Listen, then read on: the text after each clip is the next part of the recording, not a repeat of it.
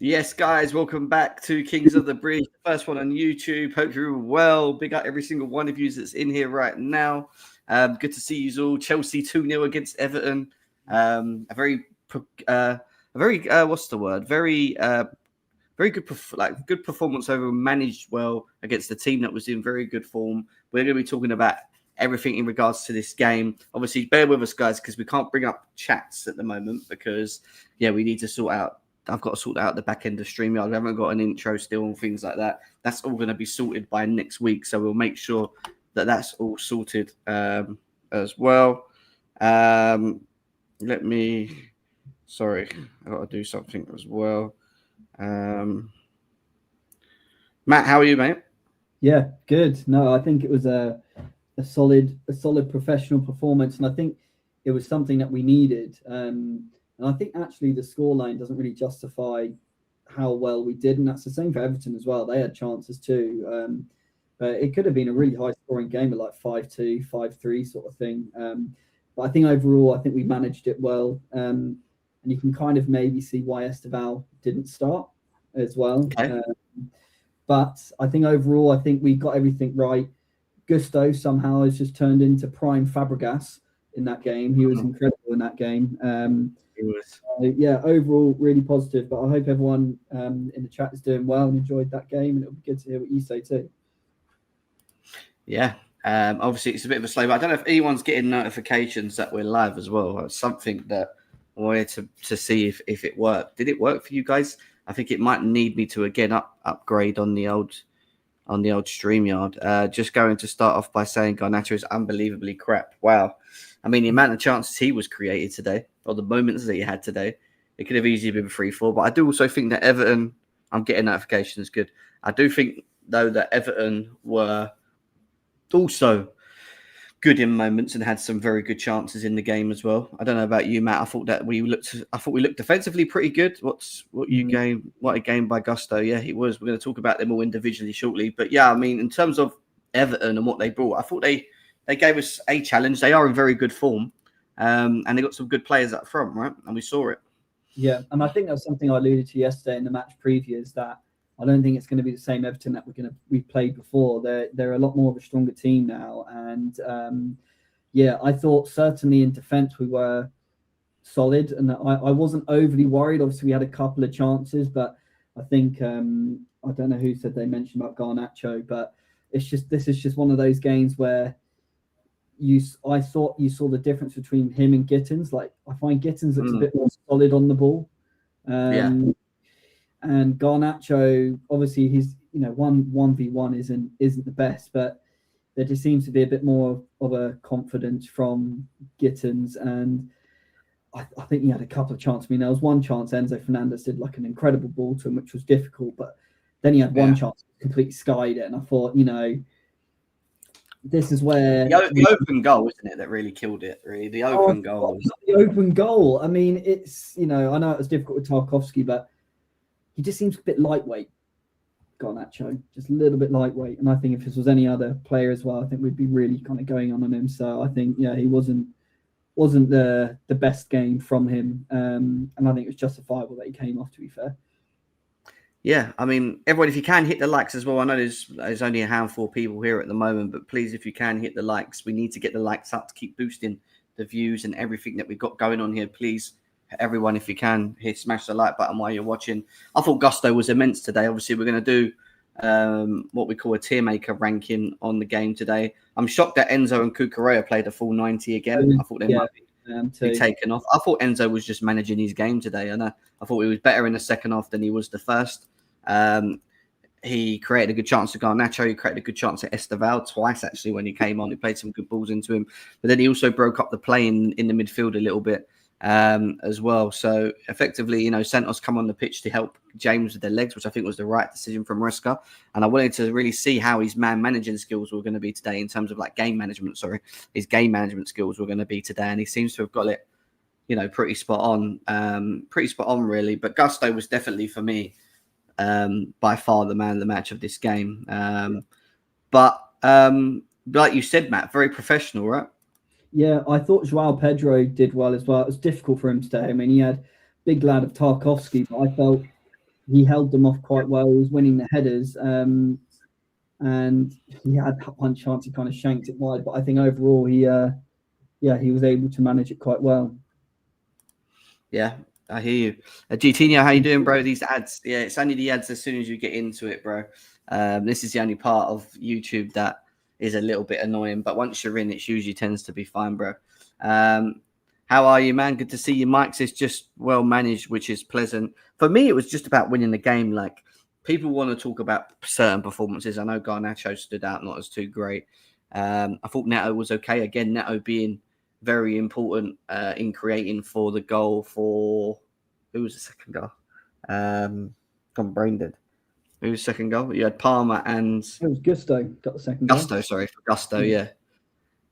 For Gusto as well. So it was a very it was a very good bit of play to get to that point as well. So yeah, I was impressed that we managed to put in a professional. This is what I call professional performance, and it's not too much about looking at the overall game for individuals, even though we're going to talk about individuals now in the tier maker that we're going to be doing very shortly. But one second, let me see if I can make this. Oh, wrong one. See, I'm still new to this myself. As you see, there's another way of doing this where it's a little bit where we're below it. Oh, that ain't it. Sorry, guys.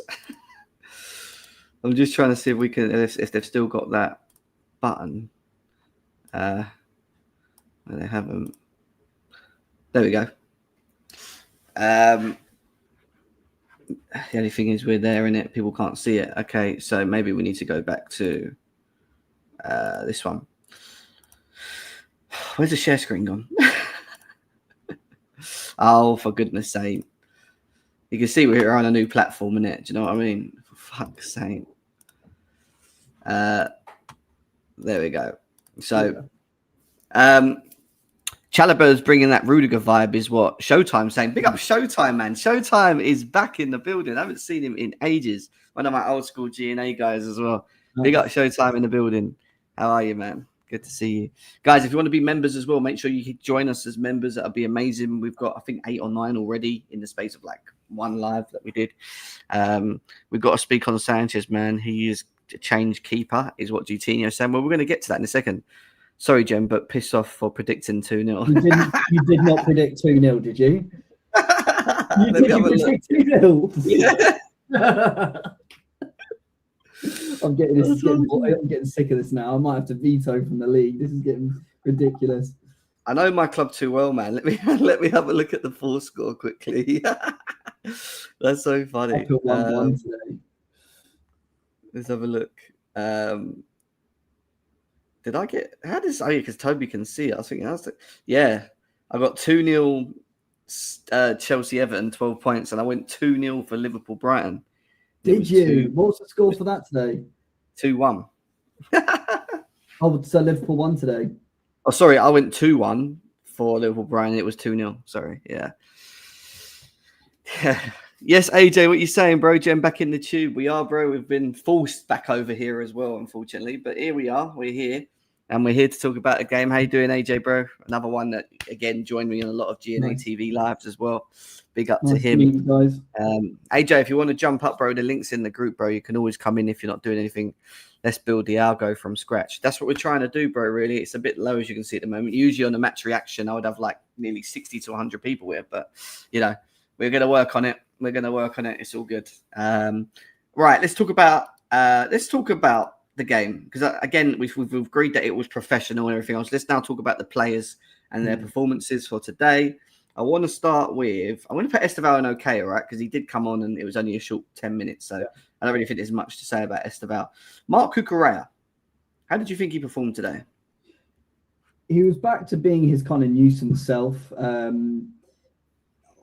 I think he was putting himself in, his body around, but I just find him and Enzo, they're just looking quite leggy at the moment. And I think, okay is fair. I'm just, it's quite clear that he doesn't want to use Hato at all. So I think okay. Between okay and great, I'd say, a good like a 6 and 6.5 out of Yeah, 10 sort of thing. I don't I think thought. he wasn't troubled too much, but I think he dealt with what Ndiaye quite well. So yeah. I will be able to bring up comments. Oh, I can bring up comments. Oh, I thought it was Okay. it's now letting me bring up comments. Big up. Here we go. Get the likes to 50. How we do? Yes, AJ. Like AJ said, guys, we've got to aim for 50 likes. There's only 20, just under 20 people in here, but I'd appreciate if you guys could do that. Yeah, I thought Cucurella struggled in the first half, personally. I thought he was okay. He managed it well, but he had moments where he was just on his own and Garnacho was not getting back to help cover the space. And I thought he got caught a couple of times, and you could see he was managing himself as well. As much as we talk about Enzo Fernandez and others that are very leggy, mainly them two, actually, Cuckoo and Enzo, I thought Cuckoo was managing his minutes, and you could see that in the way he was playing. And he defended well. He got better in the second half for me. He completely dealt with it in the second half. But in the first half, I thought he was a bit, you could see he was trying to manage himself in the way that he was playing, and he didn't really get any help too much from Garnacho going back the other way. I'm Dream Beast from Playback. Hi, Dream Beast. How you doing, bro? Good to see you, man. Thanks for popping over, mate. We appreciate you as always. But yeah, I think okay is probably about right. I wouldn't say great. I'd probably put him in okay as well. Chalobah, I would have put him in great, personally. Yeah, I thought it was, sorry, mate. You go first. Go on, I was going to say, I think it was a really solid performance from him, and I'm going to wonder if you're going to hear from a certain someone about his performance today, and I doubt you will. And I think we all know who that is. It just shows with Chalobah, and I think we all know this, that he needs a correct dance partner to be solid, and that dance partner is obviously Fofana. And I just think those two together are great. And he did make, especially, there was those two vital blocks, GT, you're right, especially that last one. You know, that last was block. vital, especially such an important moment in the game as well, where it could have gone to 2-1 and then it would have been crazy. So, man. But I thought he was really good today. Hey, my boy Ads is in the building as well. Fuck me, this is. I feel like the old days are back, man. GNA TV. All right. This is one of my pundits, Matt, that joined me back in the day. One of my friends, not just a pundit, actual close friend of mine as well, that we talk a lot off here as well. He's someone that used to join me a lot on GNA before we obviously went over to Playback. So, Matt, this is Ads. Ads, this is Matt. Ads, good to meet you, mate. Good to meet you too, brother. Big up, man. Big up, Jam. You know what it is, bro. Love. Thanks for coming through, man. We've kind of been forced back over here now from Playback because obviously it's been shut down, but it's kind of nice feel nice to be back. So we're here to just smash out the consistency and get this algorithm back up and running again, you know. So let's see what happens. But just wanted to get your thoughts as well. We're just like sort of going through the players. We did speak briefly about the game. We kind of both said it was a professional performance more than anything. Players managing themselves slightly, as we saw throughout the game. What was your thoughts on sort of the overall game? And then also we're just talking about Cucurella at the moment and his performance. We put him in okay. I said it was because I thought his first half was okay because I felt Garnacho let him down a little bit in terms of getting back and helping. And you could still see that Cucurella was trying to manage his manage his time on the pitch. So I just thought he had a good second half and the first half that was a little bit shaky. But yeah, what are you saying? That's Yeah, and by the way, while I'm in the background, I'm going to try to see if I can get my MacBook up so I can actually be on cam. But for the game itself, I think professional is a very, very good way to describe it for sure.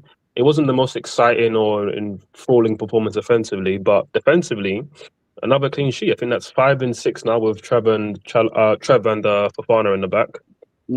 Solid again. They were really solid. Everton actually attacked quite well, but they were the better team first half, in my opinion, in terms of the offensive. But we kept it pretty solid at the back. Had no bozo moments, which we've spoken about a lot over the years. There was none of that. They kept it solid and professional performance. And I think in games like that, when it's a bit, not the most end to end, it's a bit, stale. And obviously our possession game we were trying to get off, which was quite, lethargic at times. And you can even see that the crowd was quite down as well. But in moments like that, it's important that you have key players who can open up a game, and that's what Cole Palmer did. His movement for the goal was excellent, and then the finish was top, as you'd expect from him. But you could probably say that the best part about the goal was Gusto. The fact that he just walked into a bit of space, they gave him way too much space, and maybe they thought, he's just a right back, he's not gonna spread, a perfectly weighted pass. But that was Fabregas-esque. Like that was a perfectly weighted pass in behind, man. So that was beautiful, and that's what we needed to open up the game. And again, it wasn't the most exciting performance, but it was solid. It was professional. It was against a team that was in the top, 7 or 8 in the league at the time of kickoff. And for me, I said it to you in a group chat as well, Jim. For me, that's arguably, if not our best win of the season so far in the league. And again, not performance-wise, but in terms of who we beat, because Everton are coming into this in really good form. We beat them after playing in Europe midweek as well, which obviously they had a full rest. We haven't had a full rest, and this is our first time beating a team after a Champions League game that didn't play midweek. So for me, that's a big step to make, man. And given our recent form, we needed to win. We got the win, so I'm happy, bro. I'm a happy man. That's all that mattered, really, isn't it? That really is all that mattered, especially with the fact that, and we spoke about this in the group chat quite a lot, the momentum. I think momentum is always key in these kind of things, and we don't really have any real momentum, and it's just about, for me, it wasn't about too much about individuals. It was more, and even though we're going to talk about them because we're talking about them now, but it was more about just getting the win and winning the next 2 games, Everton and Cardiff, before we go to Newcastle away, which we know is a very daunting place for us to go. Obviously, we've got Chalobah in great. I know Az is a big fan of Chalobah as well. Do you want to say anything on him? Listen, me and you have been in certain players. Me and you have been holding the fort, and especially when it comes to Chalobah, we've always been very quite positive of how he performs for Chelsea. Even though he's had these bozo moments, he always still shows that he can be consistent through periods, right? I put him in great today because I thought, even though he didn't have loads to do, I just thought when he did have to step up in the moments, i.e. that block at the end, bro, was so important to keep the clean sheet. He called upon. So yeah, for sure, it was good. Yeah, no, I thought he definitely had a great performance. Again, I agree with everything that you guys have done so far in terms of this ranking system. Trev was solid again, very solid again. Won his duels, has been good in the box in terms of clearing headers, which we know has been a weakness of his in the past. And I think just in general, we just see that when Trev is playing alongside another really good centre-back, he plays to the level of the person next to him. He did that when he was playing alongside Thiago Silva. He also did that when he played alongside the likes of, Badia Shiu and Dasasi in a negative way, right? So, I think we just see Trev's level now just being a bit more consistent, being a bit better. Yeah. You see he's really enjoying his defending as well. You see the passion coming through, like when he's making big blocks and big tackles. So it's key, man. You love to see it, and you just hope that it continues. But again, we're saying it continues. He's done it for a good period of time now. 5 clean sheets and 6 with Fofana is a really good record to have. And I think when he came back into the team, it was the Sunderland game when he was quite poor, and then he had that really big mistake at the end, which cost us a goal. So, but ever since then, fair play to him, and he's bounced back, which is what you have to do at this level, and he's been quality. Yeah, 100%. Matt, we saw Gtino's comments in the chat. He was saying we need to talk a bit more about Sanchez because, again, he had a very flawless performance and he's showing a bit of consistency. That was obviously his comment in the chat. What do you think of Sanchez? Obviously, we've given him a lot of criticism in the past, and I think it's deserved because, he's really let us down in moments. But, again, in this game today, do you think he was decent? Was you impressed? Do you think he was tested a lot? I think overall this season, last season, I'd always worry about him, and it would always be something I'd be like, oh, what's he going to do today? Whereas I think really all of us this season have kind of felt that we've not actually had to think about it at all. And that's really kind of on him as well. Like, he seems to have kind of got those bozo moments out of his head. But I felt he was just very commanding, and his ball carrying, claiming of the crosses and things like that. It's just always confident, and you need that as like a real basis for kind of on the counter attack. And I think overall, I think he's just keeping that consistency, and I think that's great for him. And I think really now, I know we're all talking about Manyan and stuff like that, but I don't think really now we would need him, to be fair. I think we kind of utilise him until Penders is ready. Skills. I think overall this season, I think he has been, and I know a lot of players don't want to, a lot of people don't want to admit this, but he's probably been one of our most consistent, strongest this year. Yeah. And I know it's not the prettiest thing being a keeper, and he's not actually had to do a tremendous amount, but when he has, I've been really impressed with what he's been doing. And so hopefully it can continue as well. Yeah, I'll just quickly air on that. I've been very critical of him. I still feel like we need another goalkeeper, but in terms of even if we did have a Penders come in, maybe they can both fight in the future. They can both fight for one, and I'd be happy with Sanchez being actually a number 2 if he could continue with the level of performance that we're seeing. What's impressed me with the most of him is he's ball catching. He's very good at catching from corners and free kicks, and that brings me a bit of confidence, brings the defence confidence, but you can see that it brings the old team confidence, knowing that you've got someone that you can rely on to constantly catch balls. I do think shot stopping's decent. However, I do feel sometimes like the goal the other day against who did we fucking lose to? Atalanta. Yeah. Atalanta, where all right, they should never have got to that point of getting in the box. Well, that's a fucking nice comment, isn't it? Wow. Welcome back to YouTube. Do you know what I mean? I had to laugh at that one. That was a good one, bro. Is there any mods? Yeah, no, I don't think we have got any mods. Wow, okay. Yeah, that took me off my speech about Sanchez, to be fair. But yeah, he's definitely improved. In terms of improved, I mean, he's more consistent. We've got to block this guy, man. What is he fucking talking about? Outrageous. What are these comments, bro? I've just seen the comments now, bro. Oh my days. Yeah. I remember that on playback. I love YouTube, man. Bro, like, is that a welcome back to YouTube, Jim?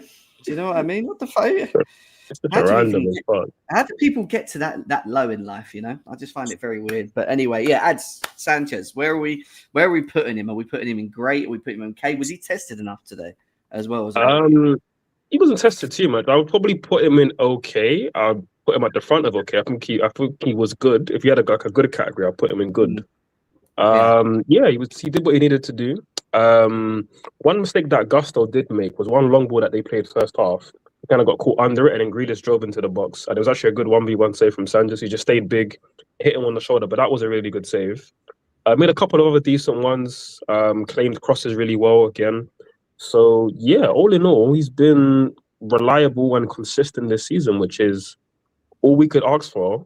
You know, halfway through last season, because he was abysmal for most of last season. So he's been good. It's improved.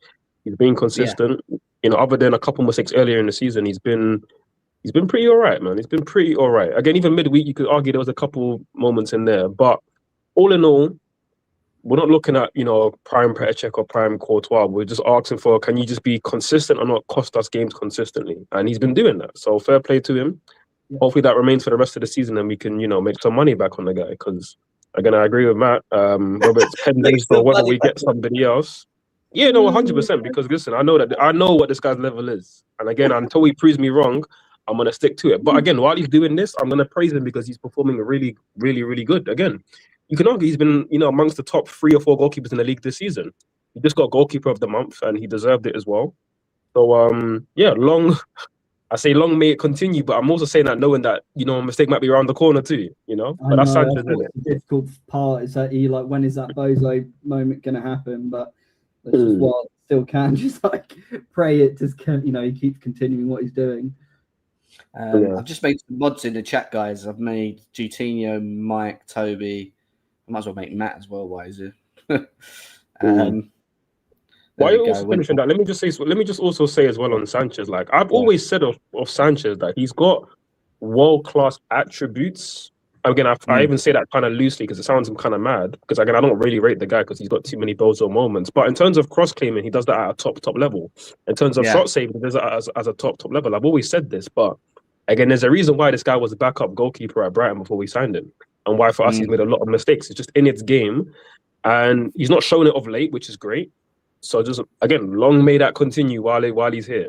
That's all. But can we only go on what we're seeing? And at this moment in time, we could probably say that for most of this season, he's been consistent, which is something we really moaned about last season. No, anyway, me and you used to go on about this, and everyone in our chat used to go on about how he's just not good enough and he's not consistent enough, and he, you know, we'd lose games because of him. We're not really getting that at the moment. However, I do agree with you that we can't really jump the gun because, you know, yes, on this flip side of the year, he's performed very well, but we've still got a full next year to get through with him, especially this season. So I think it's all about consistency still, right? Yeah, like if he was a teammate of mine or if I was his manager, I would be very, very happy with his performance so far. Like if we're doing like a performance review so far, he's passing it. He's passing it with near enough flying colours. He's been very good. But again, we just hope that continues because of the life of a goalkeeper. You get games where you don't do much and it's fine. You know, we say that you're in a consistent run of form, but you didn't have to do much. And then you get games where you worked a bit more and he's doing his job. So we're just hoping that when he is worked a lot, or even if he just has one thing to do in a game, he doesn't make that mistake that costs us. We just hope that continues, you know. That's all we can hope for with Sanchez. Yeah. I agree. Reece James. Who wants to talk about Reece? Because in the group chat that I'm in with obviously you ads and stuff. Obviously, there was a big discussion before game about Reece James not being able to play in midfield, or not being able to play, but not being in midfield when you have the likes of Santos on the bench and others. You know, we should be playing him right back, not in that midfield role. But I kind of understood why we played him there today. But the fact that Caicedo's not there, I think Maresca went with the experience. And this is why when people say, why is Enzo on the pitch? Why are we still playing Cucurella? These guys are all leggy. We need to give him breaks. He starts with the players that he trusts, that he knows can get him performances or wins, right? And Reece James today, I got to be honest with you, I thought he was great today. I thought he got around the pitch well. Thought he spread the ball well. I thought he broke up a lot of plays quite well. You know, his free kick was very good. He's always been good at free kicks, to be fair. He should have had another free kick after that as well, to be fair. Yep. I don't know, man. Like, I just think Reece James is that player that when he's in this sort of shape and this form, he's just so important to everything that we do at this football club. You know, I don't know, Matt. What do you think? Like, he was just so good, right? Yeah, kind of going off the back what you're saying, I just thought he was solid, strong. It's just typical big boy Reece James performance, really. So, non-season typical, really. He's never liked him.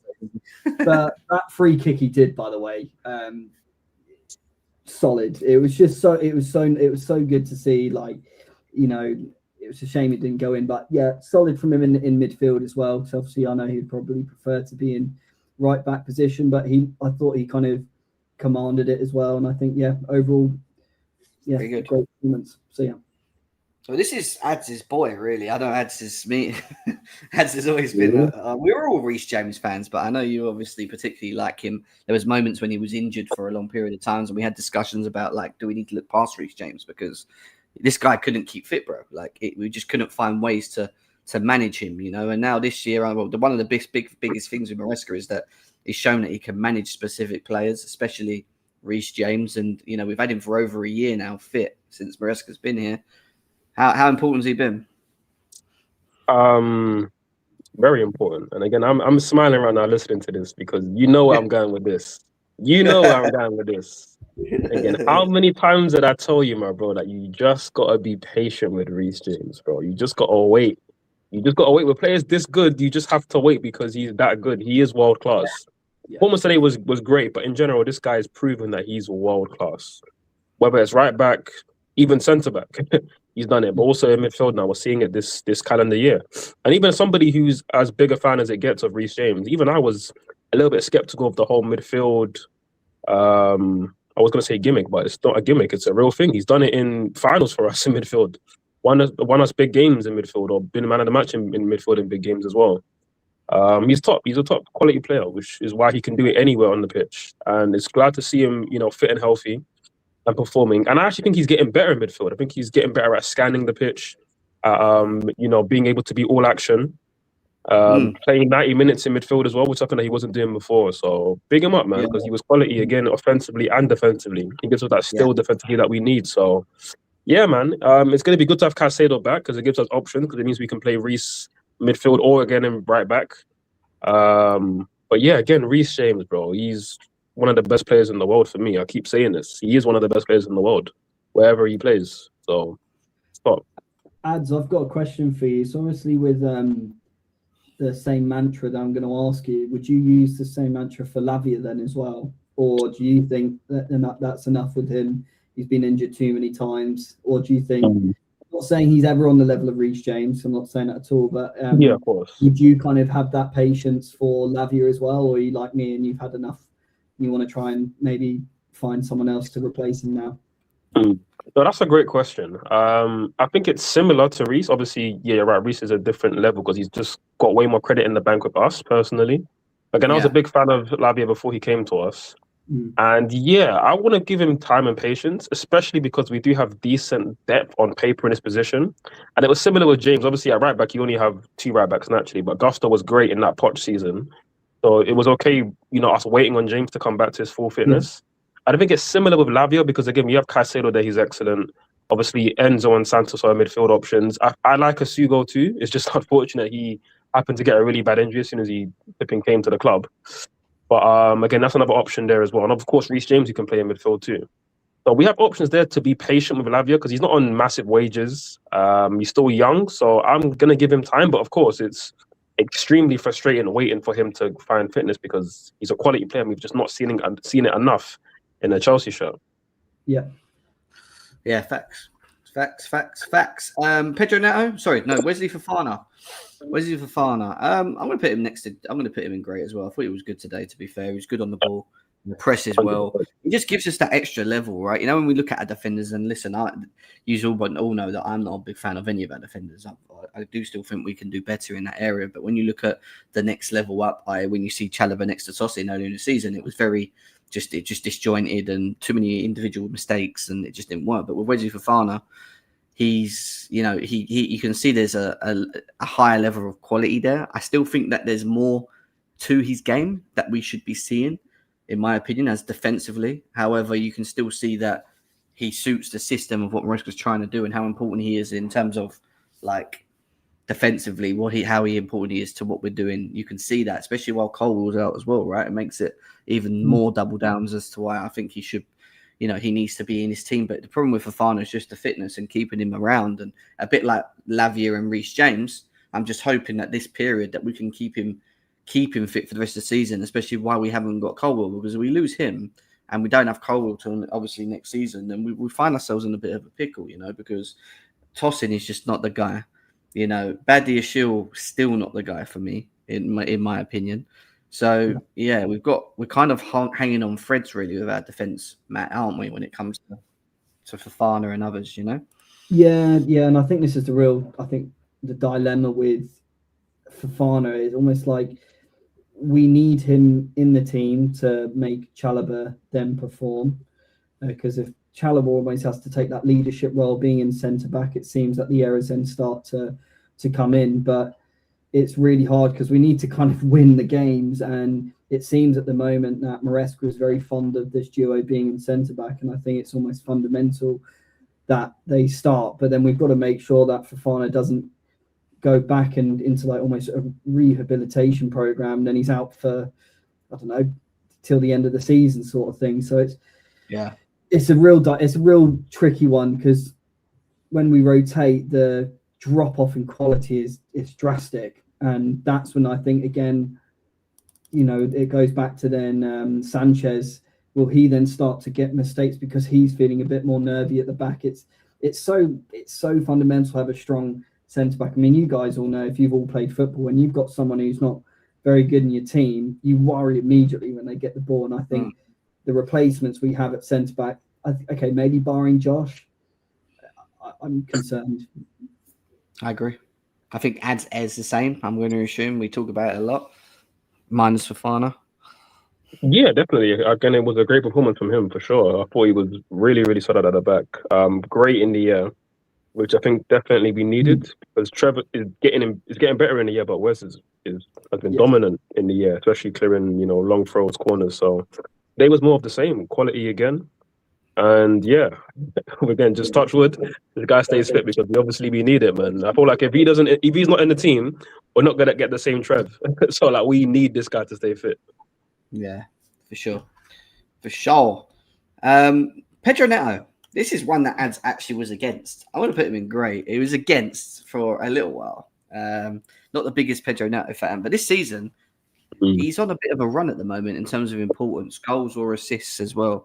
He's turning up in pretty much most games that that he's played in. He still has a minor stinker in a certain game, but overall, when you look at his performances this season, I think if you're looking at who's actually improved since last year, I think you could probably say Pedro Neto. However, on the same side of it, I would say that he's the most experienced out of all our wingers.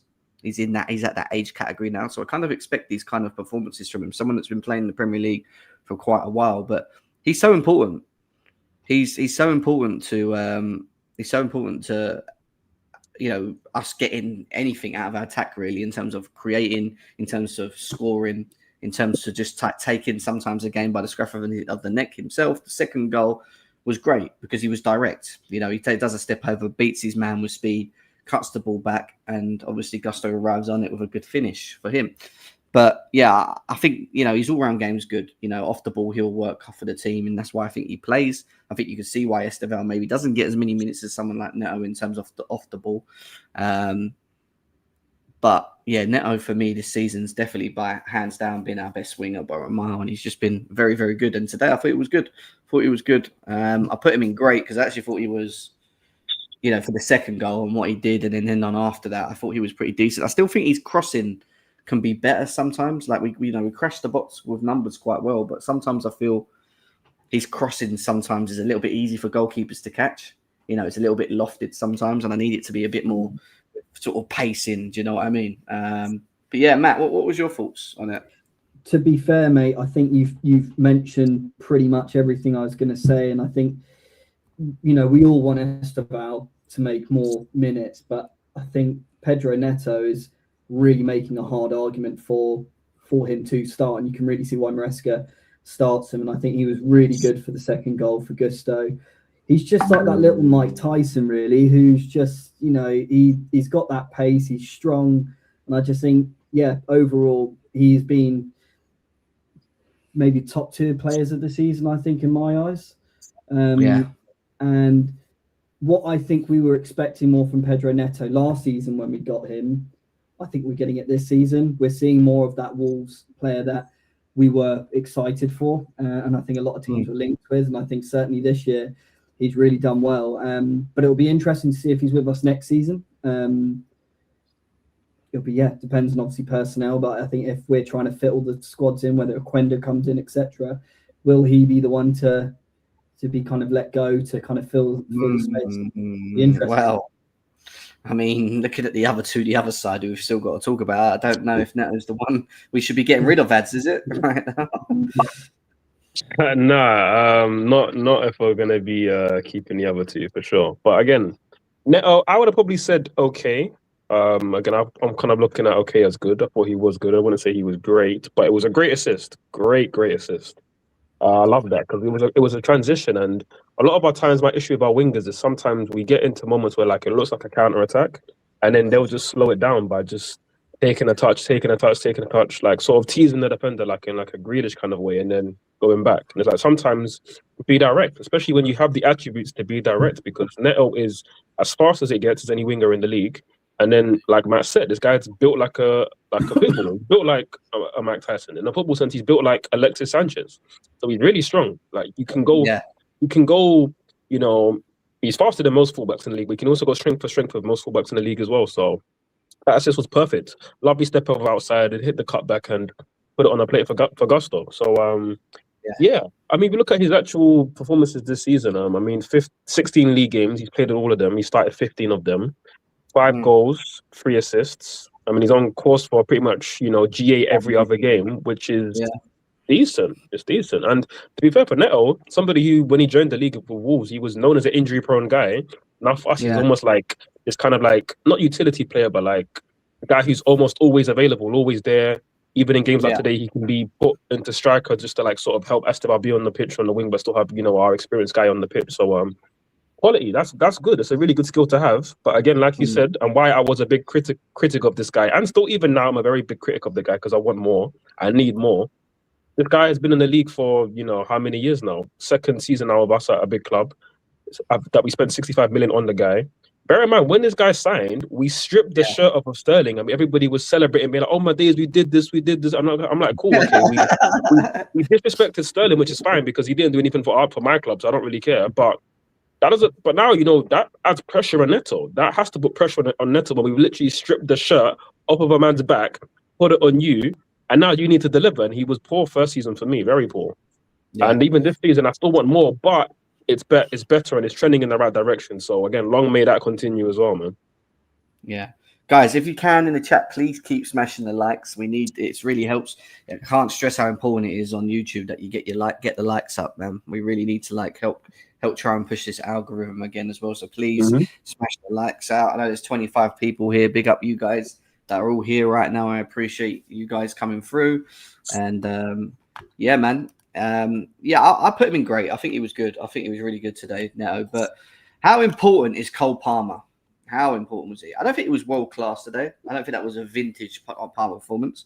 but I'll put him in great because he's just so effective in front of goal in terms of our play in the pockets, how he receives the ball, how he creates, how he carries the ball. You can still see that he's a little bit rusty, and I think he will get there in time with the performances. And I think Maresca's being very careful with him, but he's just so important to everything that we do. And I know Jimmy, big up Jimmy, but I see Jimmy's comments about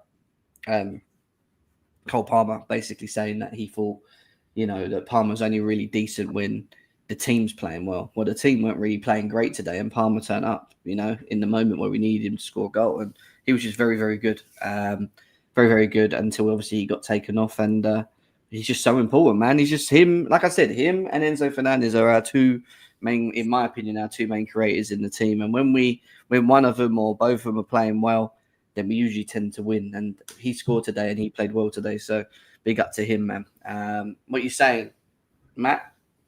Vintage Palmer? Yeah, I feel like you're just saying the exact same things I was about to say. I think you can see the levels when he does come on the pitch, and almost like the team then kind of raises their level too. He took his goal really well.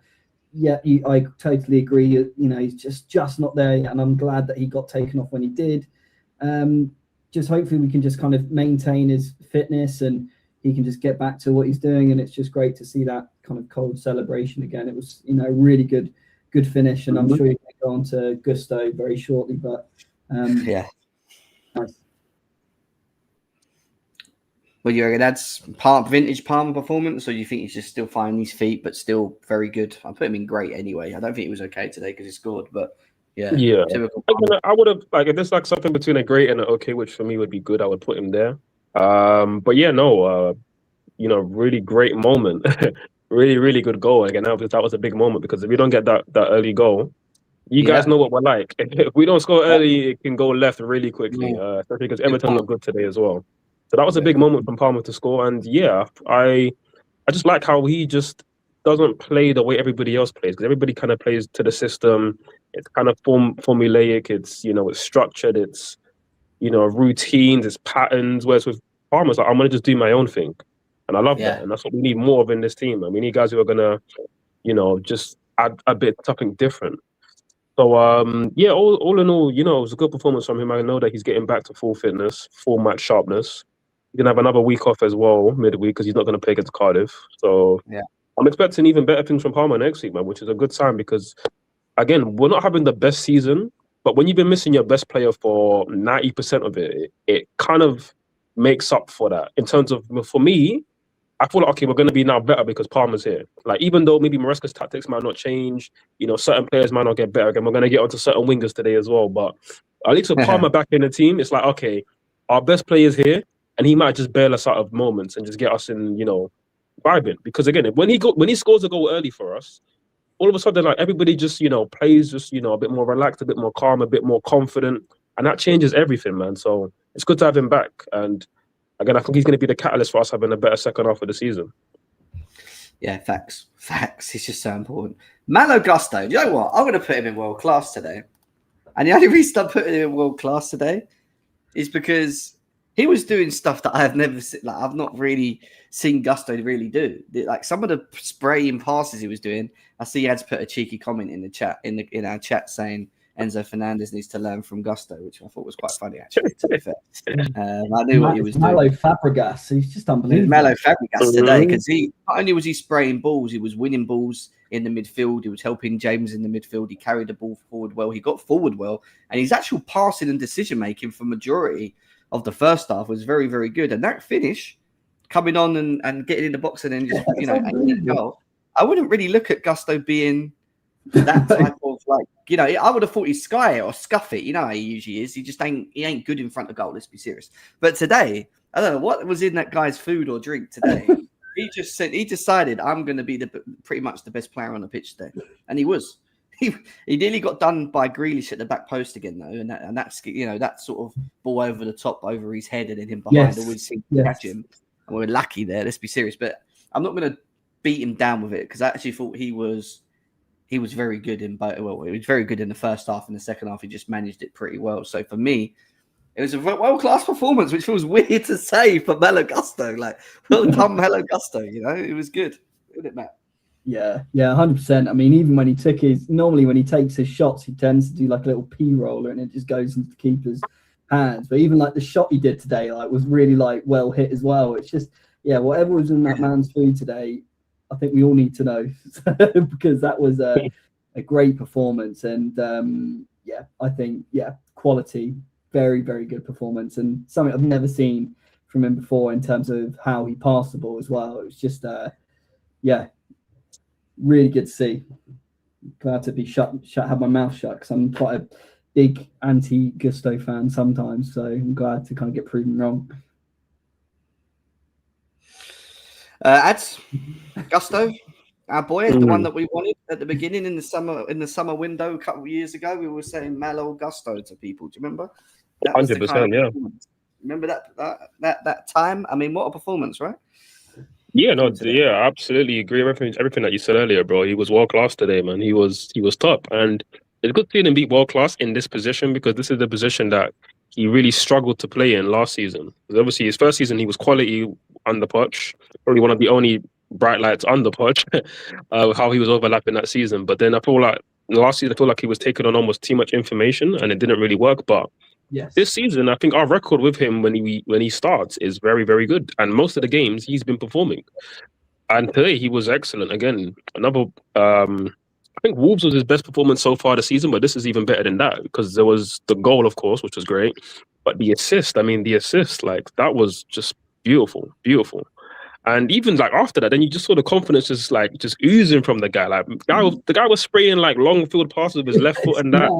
If he actually completed 4 long passes overall in a game, it's like I'm still completing long passes. It's like what the hell? Like bro was just balling out today, man. And defensively, again, other than that one moment with Grealish, he was solid, bro. Made his slide tackles, made some good tackles. Again, still needs to work on defending at the back post, but all in all, when you get a goal and an assist and you actually are good in the game as well, like it's world class. 100% world class. It was almost like his other half was watching or something. Like he had to like really impress. Like, it was just crazy. It might be like a new sighting or something. That might be what it is because it was the upper half and like surely she's watching every game, so maybe it's a new thing or something, isn't it? Am I here? Have I cut off? Yeah, you're here. Oh, you're here, brother. Yeah, I thought I cut off then. Well, a man of the match, 1 goal, 1 assist, 90% pass accuracy is what we got from Gusto today. Fucking hell. That's an achievement in its own. He usually gives the ball away about 3 more times. 62 passes completed, 12 passes into the final third. 4 out of 6 long balls. Fucking hell. 4 ball recoveries, 4 clearances. 100% aerial duels one. I don't know. He lost one at the back post. I mean, I suppose Grealish. Maybe he didn't. I don't think he jumped for that one, I guess. Yeah. So. Yeah. I was out until half the match. Well, you didn't miss much in the first half, Ange, so don't worry. It was other than Palmer's goal, it was a bit of a not meh, but like just a slower moving first half. But it's time to talk about Alejandro Garnacho, because I want to say this. I think he had the majority of our chances today. Good chances. Facts. So for him to have the majority of our good chances, guys, does that mean that he's actually finding himself in the right positions? That's the first question. Yeah. Because he's in the moment, which is good, right? We can say is a good thing. But then when he gets himself in them moments, I just expect so much more from an experienced Premier League player. That one with the open goal, and people saying he's off balance. It was an open goal. He walked around Pickford and then passed the fucking post when the goal was open. You know, I saw the one where he cut back inside in the second half and he just absolutely skied it as well when he was 1-on-1. And then he had the one with Enzo where Enzo whipped that really good ball into the box and he kind of he was trying to run onto it, so maybe a little bit hard for him. But overall, in terms of them moments and also defensively, I just don't think he really had a good game today. For me, I wouldn't say he was like, does he go in disappointing or does he go in just crap or abysmal? That's the question. Was he abysmal? Listen, this guy goes in the fucking basement, bro. In the bin. Get this guy out of my fucking club, bro. I've been saying it, bro. Again, Jem, you know in the group chat, I've been doing this countdown, bro. Countdown to the 1st of January. And, bro, as soon as it ticks over to the 1st of January, I need this guy out of my club, bro. Again, today's performance was abysmal. you're right. He did miss a lot of our big chances, which is jarring in itself. And I do give him some credit as a footballer because he can get into good positions often, and he is generally quite direct as a winger, which is a good trait to have. Crap. Like no, for me, no, abysmal. That's abysmal because the way that this guy will lose the ball under no pressure, like the way this guy will be fighting his first touch is like, brother, like. Fighting And the worst, honestly, because the worst part about this guy is I know he spent most of his teens staying up late at night watching Ronaldo comp after Ronaldo comp after Ronaldo comp after Ronaldo comp. Just like, I want to be like this guy. It's like, okay, we get it. You want to be like Cristiano Ronaldo, cool. But how about you master the fundamentals of the game? How about you master having a good first touch? How about you master being able to make simple 5-yard passes, retain the ball, have decent decision making? This guy does none of these things. And by the way, Leslie Ugochukwu just scored for Burnley, actually, funnily enough. But yeah, man. Honestly, Garnacho, the day he leaves my club, I'm gonna throw a mini party, bro. Honestly, because this guy's an absolute scrub. And the fact that we spent the best part of 40 million on this guy, a Premier League proven talent, it breaks my heart, man. It breaks my heart. Can I just read a comment out from before we go to Matt from Enzo Maresca? I think this is just after the game. It must be just been after the game. This is Enzo Maresca on the last 48 hours comment. He says, worst 48 hours since I joined the club because people didn't support me or the team in general. I love the fans and we are very happy with the fans. What is he referring to? I'm so confused. That was a weird comment. I mean, we've known Maresca to be a bit like snappy with the media and stuff. Like, I feel like he just reads more stuff or takes things more to heart than other managers. I think even after the wasn't it after the Forest game where he was like, "Oh, to everybody who thought we were going to get top 4, you can fuck off," and all that stuff. It's like, so he's got that bit of a I don't know if you want to call it sassy or diva or whatever side to him, but he's got that in him, which is cool. But again, all I'm going to say is for fans like myself, we were rightfully critical of the team and also his decision making because as much as I'm more on the players than Maresca, some decisions he was making in game and even with the lineup, the system. It didn't make sense, so you deserve to be criticized for that completely. It's a weird comment, isn't it? Really, just to come out with, I don't know what the last 48 hours comment was. The 48 hours part is a bit weird. I can't lie, it's a bit weird. I will say one thing though, Maresca's not good at playing the media game. He needs to get way better at that because he will say and do things that you just don't need to do as a manager, which just brings unnecessary pressure. So he just needs to get better at that in general. I hear you. I mean, going back to Alejandro and his performance, we've got to be abysmal. Well, Ad's put me in abysmal. Where would you say it? In between disappointing and crap. I mean, I think you were right that you were saying that he was getting himself in the right positions, but I would say crap as well. What I find so frustrating with him, and I think you said that, was that open goal chance. He should have taken that, but it's almost so frustrating that our best chance has had to go to him. And I just find he's too lightweight on the ball to start with. And I think, like as you said, his first touch, sometimes he can do a really good touch, but sometimes he's almost fighting his own touch to even like get it back, and then he almost then has to pass dribble, it back. He fell over a dribble today. He done a step over. I think he's got so much going on in his mind, and I think, like you alluded to there, Jem, like I expected more from an experienced player, especially an experienced player playing for United as well. And then you see Gittins coming on, and yes, I know there's been critics for Gittins this season, but he just looks so much more calmer on the ball. Like how he passes the ball is like there's more like connection on it, and it's not like rolling to Cucurella. And I certainly think if he had those chances from Garnacho given to Gittins, he would have put one of those away. We all don't like him, and I think that's the difficulty. Is I really don't rate him. So whenever he does have a bad performance, I just don't want him anywhere near my club. And unfortunately, it's a sad indictment of what our board has done. And we all knew he was coming this season. But barring that Liverpool game and maybe that goal he scored against Karabakh, I've not been overly impressed, to be honest. And it's just difficult. We've got Gittins, who's just very raw to be his replacement, really. So I don't know where to really go from there. But yeah, crap or disappointing, I'd say. I think if it wasn't for him, we would have had 4 or 5 goals. Can I also just say, off topic for a second, Florian Wirtz is on 0019, man. If that was any of our players, like I don't feel like anyone's talking about this guy. No one's talking about this Wow. more. You know Well, what I you know, mean? why? Because Liverpool are media darlings. So, you know, Like, if can you this was a imagine if Chelsea Enzo fan, had a 0019 at the beginning? He didn't even have a 0019 at Bro, the beginning. we saw Sancho do it at United, and they had the whole flipping suit thing out. But that's why the 007 thing became a thing. And it's like, okay, if you're gonna do that with Sancho, then let's keep the same energy for everybody, innit? And But we need to, because boy, Wirtz is getting away with no one's even talking about it. Like, it bro, just he was the annoys me. Premier League record signing before Isak came in, I and know. has been just as bad. Actually, they No both one's need to get even. way more smoke. But honestly, Wirtz, it's crazy, bro. I don't know how he's getting away with it. It doesn't make sense to me. but it's So even like just when going he back to that came. comment. Sorry, go on, Jim, carry on, mate. From Enzo Maresca and Malo Gusto and Presley says this is about Malo Gusto. Says it's the effort from the players. Reece and Malo are both fullbacks, but today they were midfielders with so many problems. The players are doing very, very well after a complicated week. Since I joined the club, the last 48 hours have been the worst since I joined the club because many people didn't support us. That's what he was talking. That was the whole statement, which is many people didn't support us. Is he talking about in the club? That's Is he what having I'm a dig saying. at? That's a bit I odd, isn't think it? he's having a dig at the club there. You know. Is that internal or is that more out external noise? I mean, it's a bit weird. Look who's here. The Garnacho defender is here. He's not happy. Suck Oh, it, that's haters. what Carlito looks like, didn't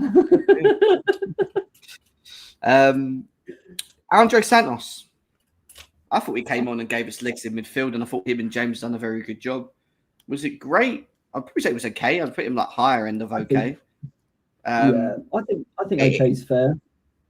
I think okay's fair as well. I don't really think like in terms of like legs in the midfield. I think this is what I'm talking about, and when it comes to in-game management and making sure you bring on, you know, and this goes on Maresca and when to bring on players at the time. And I feel like the last couple of games, Maresca's made some weird decisions with substitutions, and it's like you got Santos who can sit next to Reece James and probably give you better protection in legs and help Reece James in the middle, especially while Caicedo's out. And he's kind of opted away from doing that. Like we've seen Gusto playing in the 10 against Atalanta when we didn't really need to see him in the 10.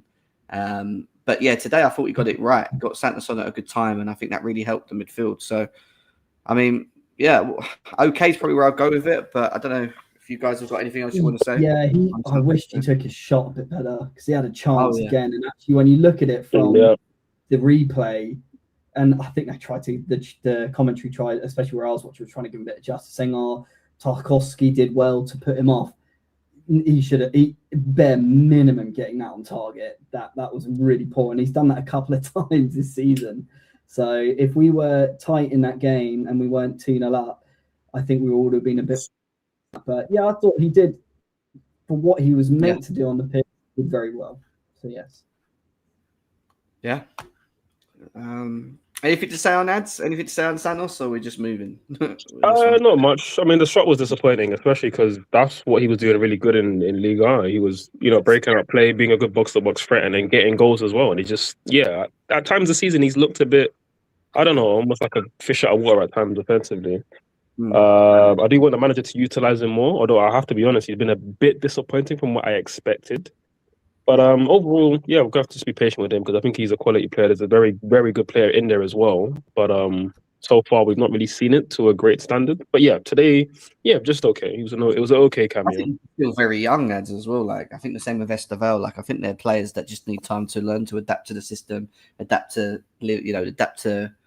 the UK and the league and stuff like that as well. And I think this is why Maresca's probably protecting them and not playing them as much as we probably like them to, But I do think that still in certain games, in certain moments, it's about moments with, especially when you're in game, it's about when to bring on a player or maybe just help. And, with him, the thing with Santos is I know when you bring him on the pitch, he's just going to give you legs. I think he'll give you legs, he'll break up play and he'll just move, he'll keep the ball moving. Sometimes you just need that, and that sounds really stupid. But then, I think we got it wrong against, for example, the Leeds game where we played him on his own and we asked Enzo to play further up forward on the right. And he was kind of just getting skip past on his own. It was just too easy for Leeds to walk through him, and he kind of had a bit of a bad game in that game. But, I think it's about managing him. But then on the flip side, he had a very good game against Burnley where he played with Enzo and he was sitting deeper. But I think it was more to do with the fact of the way the game played, because the Burnley game, it was more down to us being very possession based, and we had a lot of the ball when we was in control of the game for the majority of it, right? But with the Leeds game, we were just never in control. in control of the game. You know what I mean? There's just too many players not having good enough performances, and we just struggle to really hold positions through periods. And he suffered with it as well. You know, in my opinion. Yeah. So, No, that's spot on. Spot on analysis, bro. 2-1 Fulham is the recent update as well. Great. That's another one of my 4 score. I've got every single score wrong today on 4 score. This is Matt, you're behind me, mate. You got to catch me, man. I know. This is what makes it even worse. Well, I think I went 1-0 Fulham, so I fucked up anyway. So don't worry. Where are we putting João Pedro today? Because I think he's like, was he great or was he okay today? So I am not a massive fan of João, as you know, just at the moment, because I think he struggled. But I think it's like good. I think he's like, if he had okay being like the top of okay, I thought he had a big task against Tarkowski and the other centre back. I always forget his name, but they're big lads, and I felt he held them off quite well. Yes, I know he kind of shanked his shot at the end, but I think I think Delap would have struggled against them, and I think he did a lot better. Is that because he's got Palmer more close to him? Do you think it's more I think so. I think so. I think so. But I thought I was impressed with his kind of hold up play and winning headers as well. There should have been a foul for him, but I know it's difficult with kind of clutching straws here. But I don't think it was the sort of game where, especially in our system, the striker would really shine. To be honest, I think Jack would have struggled today. Delap would have struggled. You would have struggled. But I think João, considering what he was up against, I thought he did okay. I think it's fair, yeah. I wonder if Ads agrees with that, or. I mean, unlike Matt, I'm actually a big fan of João Pedro. Although I completely agree with his analysis. Yeah, he did have to work really hard up front. But then again, I was disappointed in ways. I would say his performance overall was okay. I thought he obviously struggled to get into the game, which was more down to just how lethargic we were on the ball. And we could see at times Cole Palmer trying to get him involved, but other than that, it wasn't like players were really looking for him. But yeah, he competed up. We competed well up there in terms of like competing for duels, and even like things that led to like the Santos shot, for example. Just little things like that. He was like having to just work really hard just to like, hold up the ball or just contest for it and keep us high up the pitch. But yeah, we didn't really get to see much of him. We didn't really create many chances for him. I also feel like as a striker, he doesn't necessarily have like the best movement to get chances for himself as well. So yeah, all in all, I would say just okay. I'm not as high on the performance as Matt, I think, based on what he said. But yeah, I do hope for more because I do think he's our best striker at the club currently. And obviously with Palmer in the team, he has to play number 9 because he can't play the 10 with Palmer there. So and he's shown us in a blue shirt that his finishing more time is actually really good. So we just need to create chances for him, but also he needs to do more to then get into goal scoring opportunities. Yeah, that's what I agree on. I think the goal scoring opportunities, arriving in the box in the right areas and finding himself in position is very important, right? He still frustrates me with the too many touches thing. That's the thing that kills me with. That's the thing that kills me with him the most is that he overdoes it. He overdoes it with the touches. He's always looking down too much. Like he'll control the ball and he'll touch it and he'll touch it and he'll touch it until he loses it, and then he'll lose the ball and then he'll be running back trying to win the ball. And I'm like, Pedro, bro, like you could have just played it right. You could have played it left. You could have played it back. You had like all the options in the world, brother, and you're just taking too many touches and doing too much. That's the word. He just does a bit too much on the ball for me. I want him to focus more on. I think he's, in terms of like using him as like an aerial option, he's decent. I think in terms of hold up play, he's decent. I just think he could do better in terms of being a threat in the box. But I do also think that he ain't a number 9. So I think that's very hard for someone like him to have that number 9 threat, because I don't think he like. I'll give you an example. The Atalanta goal that he scored the other day was a typical number 9 goal. Would you say? Yes. Yeah. The way he grabs at the front post and he flicks it in. 100%. But he doesn't do that enough. He does that in moments, and for me, he makes a good run there. But then there's a period today where we get the ball out wide and we're crashing the box, and Enzo Fernandez is running past him to get in the box before him. But he's your fucking striker. He's kind of like jogging to try and get. So he's not got that number 9 movement. I've got to get in the box. Let me try and find a space in the box. You know, if the ball comes in, it lands there. Like, you know how like sometimes Guiu can be, where he's a bit more active in the box, you know, or maybe even Delap at some points can be quite more active in the box. He'll try and find space, but I don't think João Pedro has that sort of natural number 9 eye, you know. So it's okay. He can lead the line. We can play with him up there, but I just don't know in the long term if we've actually found our solutions when it comes to letting Nicholas Jackson go, who we know we're probably going to sell in the summer, to then having João Pedro leading that line. I don't know. Yeah, how much so that leads me on to my question then, Jem, to you, Einad, as well. Is what do you think kind of the club's plan was for João Pedro? Do you think that they've kind of maybe felt that Delap was going to do a bit more at this point, or do you think due to the injuries that it's not helped? I personally think they were expecting more from Delap, and they've gone, oh, he's not quite at this level, and now we're going to have to utilise João more. Obviously, at the beginning in the Club World Cup, we're like, oh, he's going to be perfect as a number 9. Then we kind of saw that Palmer got out the team, and he then struggled, and then we realised, he's struggling in number 9 as well. Let's put him in a 10. He was struggling there. When I saw him in the Club World Cup, I thought, God, we've got a proper player here. My question to you guys is, what do you think from what they've seen now? Do you think that their plan is going to plan, or do you think that, like you said, Jem, about Jackson going and that he's obviously not going to come back, are we going to have to once again revisit this in the summer and try and find someone, which, let's be honest, the striker options aren't there. Obviously, we're going to bring Omega in the summer as well, which I'm not overly confident with. What do you think the kind of club plan is kind of working at the moment with João? I think they're improvising a little, because I don't think they expected Delap to be out as long as he has been in terms of injury. At the same time, I think they're probably realising that it's probably a season too early for someone like Delap, even in his own performances, because he's just not quite there yet. And I think they didn't really think that João Pedro, even though I feel like they probably knew he could play 9, I didn't think they would have expected him to play as much as a number 9 as we've seen him. And I think that all fell down to how well he started in the Club World Cup. And I think that caught everyone off guard. Some of the shooting, that first goal he scored in the Club World Cup, I was like, what the fuck?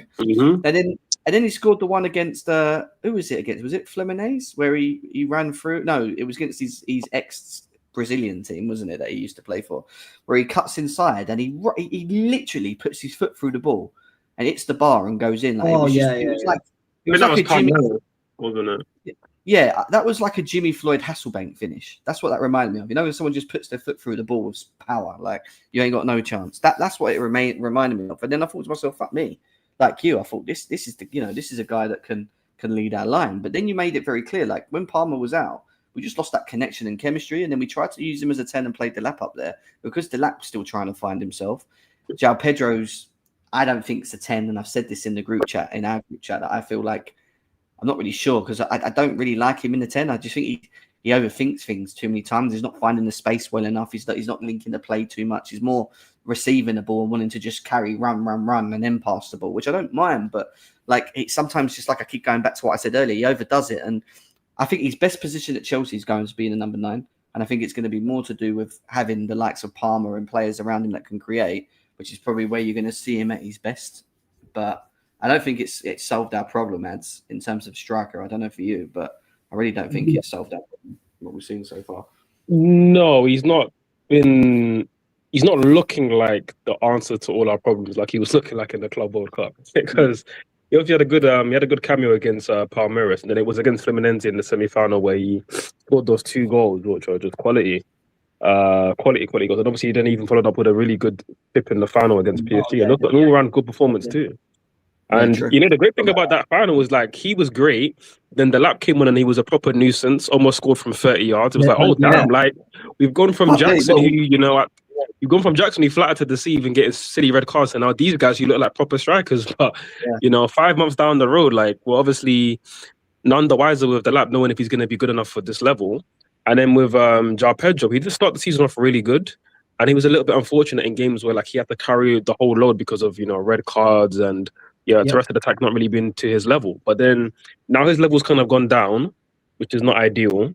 And again today, I thought he was again not great. But no, it's a great question that Matt asks, and I do think we're going to need another striker in the summer, so we need to address it properly. But of course, it's like how much money can we invest in a position when we've already invested quite a bit in the lap? We obviously invested a bit in João Pedro, who covers multiple positions, which is fine. But again, we're talking about Omega, we're talking about all these other things as well. It's like, how many times are we going to get an opportunity to go in and invest properly in striker? Because we only signed Jackson a couple of years ago, So it's frustrating, man. It's frustrating. We just need something there, and I don't know if João Pedro is going to give us enough long term. But for now, I'm still confident he can get us goals up front, especially with Palmer in the team. So I just say it's more of like a wait and see, because you're right, Jim. We are improvising. The club is improvising. We didn't expect the lap to have this many injuries also to be as bad as he's been. But yeah, we're going to have to hope that something sticks with João Pedro up front, or maybe the lap when he comes back, because otherwise we're going to have to definitely dip into the market again. And it's not going to be an Omega thing. It needs to be a proper seasoned striker. Yeah, I agree. I just don't know whether we would. I agree. That's the problem. Yeah, I agree we do, but I just don't know whether the board have ambitions too. I don't know. Yeah, it's a tough one. I think it's very hard. I think it's very clear that it's like we're a buying and selling club, and with the restrictions we have with UEFA going into the next summer window, I think we're going to have the same problems as what we had last year. I don't think you'll see us doing a load of things. It'll be who can we sell, and then we can buy, and we have to balance, and we've got so many things to think of. Do you know what I mean? And it does affect us. And the ones that we sell have to be in the A list of the UEFA Champions League and all this bollocks, and just making it very hard for us to actually be probably as proactive or active as we want to be in the market, But it is what it is. Enzo Fernandez, where are we putting him? I felt it, and I love Enzo Fernandez. I felt he struggled in the first half, and I think he's just looking so tired. I think he was misplacing passes. He obviously had that really good opportunity for him. I can't remember it was where Tarkowski slipped and he kind of did a misplaced pass. He was better in the second half though. I think he kind of brought it back. He was winning tackles, his passing, especially that cross for Garnacho. There was a few kind of more, I think, Enzo performances. I'd put him in okay. I think where you've got him is right. I do think he looks like he's really leggy though. And I think for me, and I'll say what I'm going to say before Ads goes, because I know Ads is going to probably say things a little bit different. But I think the first half is right. I think he made that one. He made that one bad pass where he didn't look up, and when we were on the break, and he should have made that pass. That's something he's in his locker. He can do that. We've seen him do it, so he should be making better passes there. Overall, I wasn't too impressed in the first half because even though he wasn't involved as much on the ball, I don't think he made as many mistakes. Don't get me wrong, but I also didn't like the fact that he was letting, was it Mark Gay, just keep getting behind him, and he was trying to follow him, and he was just letting him go behind him. And yeah, just a Gay, a Gay. There was little moments where I was like, "Come on, Enzo, you got to be doing better there. Follow your man and stuff." And listen, he does get about, even when he's not involved as much as we want him to be, because when he is involved, we're a better team, and I don't care what anyone says. We are a better team when he's on the ball and he's doing what he's doing, right? But in the first half, it wasn't all there. But the second half, I thought he'd come out, and I wouldn't say he was great. I wouldn't say he was world class. I'll just say he was okay. And when I mean okay, I mean he was getting about more. He broke up the play in certain parts of the second half and won the ball and helped us move forward. He set up Garnacho, set up Esteval twice with some good balls. But other than that, the reason he stays on the pitch is because, and listen, I'm a little bit against the fact that he's on the pitch for so long, and the same as Kukurea, but then I kind of understand it because, you play your best players. He is one of our best players that we've got at this team, right? And relevant to how tired they are and how leggy they are, they still have that sort of leadership and grinding way of being able to get through the moment, right? And I think that's why part of the reason why he was played further up the pitch, left in the 10 later on when Santos came on, because I think Maresca thought he's leggy. He's not going to be able to get back and cover in the spaces where James is and do all that. So let's just leave him further forward, and when the balls get up there, we can use his ability on the ball to be able to try and transition forward. And there was moments where he helped us transition forward, but he wasn't really. I look at him and I just see I can see him just managing himself. He's not moving as quick as he was against Liverpool, Arsenal, Barcelona. You can see that. It's like sometimes you just got to use your eyes. You can see he's not agile in the way he's moving. He's kind of like, and that's the way I saw him today. I just thought he was just managing himself. And when we're 2-0 up, I don't think he needs to bust the gut as much to get around here and there. And I think off the ball in the second half, he was better. In the first half, off the ball, he wasn't good enough for me. But yeah, I wouldn't say he was abysmal or crap or anything like that, because I don't think he done anything that really affected the game where it was his fault, or do you know what I mean? So for me, it's either you can put him in disappointing or you can put him in okay. And I would have put him in okay today, just because obviously we still won the game and he kind of played a full 90 when in theory he really should have probably come off at 60, you know? Yeah, agreed. I don't know, Ed, what do you say? No, honestly, I thought Enzo was disappointing, and I thought that's like a general term for me with Enzo, because I just expect a lot. And obviously, Jim, I was a big fan of him in first season because when everybody was playing like Arsene, Potter, and Lampard, he was stepping up and looking like £100 million midfielder. And obviously, since then, he's had some ups, he's had some lows, more ups than lows of late for me, until this recent patch of form where he's been kind of garbage. I think a lot of that is down to the fitness levels, and I feel like Enzo apparently isn't really a 3 game a week kind of player. I feel like he needs to be managed a bit better. The manager's definitely letting him down with the management, and obviously it doesn't help that Caicedo got himself stupidly red carded. That doesn't help. Santos not being as good as he has been, or as I would have expected him to be, hasn't helped either. But again, I still feel like the manager can use him more.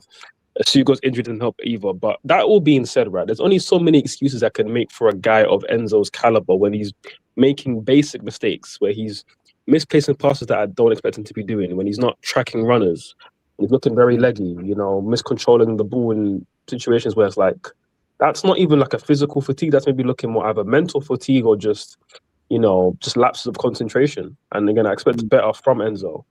I also do expect him to perform those passes that he was performing in the second half. Like the cross for Garnacho was top quality. That is what Enzo does. And obviously he's going to keep bringing you things like that in moments, which is cool. But I just feel like over 90 minutes, you just want to see more from Enzo. Unless he's going to give you like 5 or 6 wow moments, which he can do. We saw against Brentford earlier this season, or Wolves especially. He was awesome against Wolves, right? But like if we're not getting that from Enzo, then just don't give me all the nonsense. If you're not going to give me the world class moments, then you can't be giving me these bozo-esque moments, So for me, I would put him in disappointing. Again, it's good for him that we've got Cardiff midweek and Caicedo's back and available, because Caicedo's going to start. For me, Enzo needs to be rested. Like the guy just needs a rest. And then hopefully we get back to the Enzo from the the Barcelona game, the games before that as well, because Arsenal, that Enzo we need. Yeah, Arsenal was good. Liverpool was excellent. Well, mostly, yeah. Again, even if, what is of Enzo? He's so polarizing. He's so Marmite. Again, I will say Liverpool was still a good performance, and obviously a great pre-assist at the end as well. But he just gives you so many moments in games where it's just like, come on, you just expect better from somebody of his caliber. Yeah, but yeah, man, I hear that. But then I'd also say, do we expect him to box crash and score the goals that he has scored throughout the year? Because I don't think any of us would have expected that at the beginning when we first signed him. I didn't. I didn't think he had the box crashing element. We all expected better numbers, because in Argentina, bro, like every time this guy goes to international, but this guy's whipping in 25 shots, like 25-yard shots, bro. Like, yeah, I agree with that. So, like, we expected the GA, and then he gave us different type of GA, which, and again, GA is GA, right? If you're scoring from 30 yards or tapping it in from 2 yards, it's the same thing in it. So him developing that is good. He is also utilised different though at Chelsea than he is at Argentina. He's got a different role. Yeah. And today in the first half, it was about just box crashing and getting in the box. Every now and then he would drop deep, but obviously Gusto was inverting a lot. So like Gusto was in those areas where like then Reece would be, it would be Reece and Gusto building. So like we didn't need Enzo deeper as much. Sometimes he would drop in because that's what he likes to do. But you're right, he's obviously utilised different. And I just think we underlooked the fact of how much him and Caicedo have played since they've arrived. And listen, yes, we spent a lot of money on them, and I understand it, but there comes moments where like you said, there needs to be some certain management. And even when a player's maybe just not at it in one game, just to protect them, maybe you bring them off on 50 minutes and you bring on the lap. We've got that opportunity this season specifically because we have Santos, right? All right, Asuga got injured and he's not around, but in Lavia we can't trust still because Lavia can't keep himself fit. But in terms of having Santos available, I still feel that we could utilize the midfield a bit more. We use Reece James there as well now, so even if Reece James is having a rest and he only needs half hour in the game, he can come on and these little things. But I think, and it keeps going back to what I say, we lack a lot of leaders in the team, and I do think he's still one of them in the team. And I think that's a big reason why he plays, because even when he isn't playing as well, he still gets around the pitch and he still does what he's still trying to, even though it's not always pretty, he's still trying to help break up play and get himself across one end and then run into the other and whatever. But my thing with Enzo Fernandez isn't all of the defensive thing. It's about getting him on the ball so that he could do what he did against Wolves at home, where he's a little bit deeper and he's being able to ping balls left, right, over the top, through the middle. Because when he's doing that, we're a better team. We're a much better team.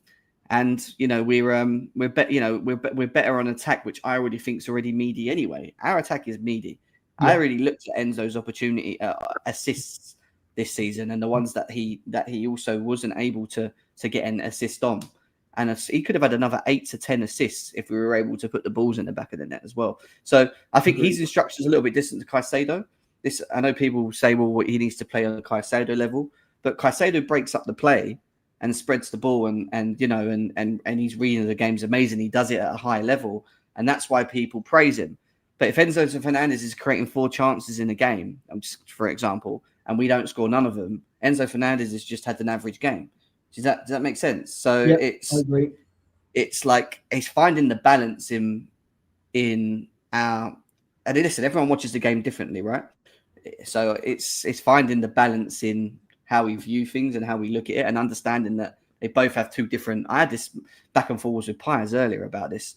Understanding that they've both got different instructions on the pitch, but they are so important because when they're on the pitch together, most of the time, they both tend to perform pretty decent, unless they're fucking gassed. And we've seen Caicedo and Enzo gassed on the pitch. Remember Man United away? they were gassed on the pitch, absolutely gassed. So we've seen them both be like that. The way that Enzo is at the moment, I've also seen Caicedo look the same in terms of looking gassed and not getting around the pitch. So I think he has a rest against Cardiff. You let him off for a week. I don't know when our next game is. It's Newcastle away, I think, after Cardiff. Saturday, where you need your best players, isn't it? So yeah, it's a lot of football, but at least let him have a rest for the Cardiff game, and then hopefully for Newcastle we can kick on, right? But yeah, so what would you say overall then for the overall game then today? Oh, sorry, I was Gittins too. Sorry, just Gittins. I mean, I'm just going to put him in okay as well. There's not really much else to say. I don't know if you guys have got much to say about him. I thought he done okay when he come on. He should have scored, maybe potentially. Some people could say with the chance he had. I thought he was more confident on the ball than Garnacho, like I mentioned before, the comparables between them. I think with them two, I think you just have to give one of them like a good run of games. And to me, I'd be giving Gittins more of a run of games than Garnacho, so they can just embed themselves into the team more. But yeah, not much to say. Came on and just did more than Garnacho, and that's it really. Yeah.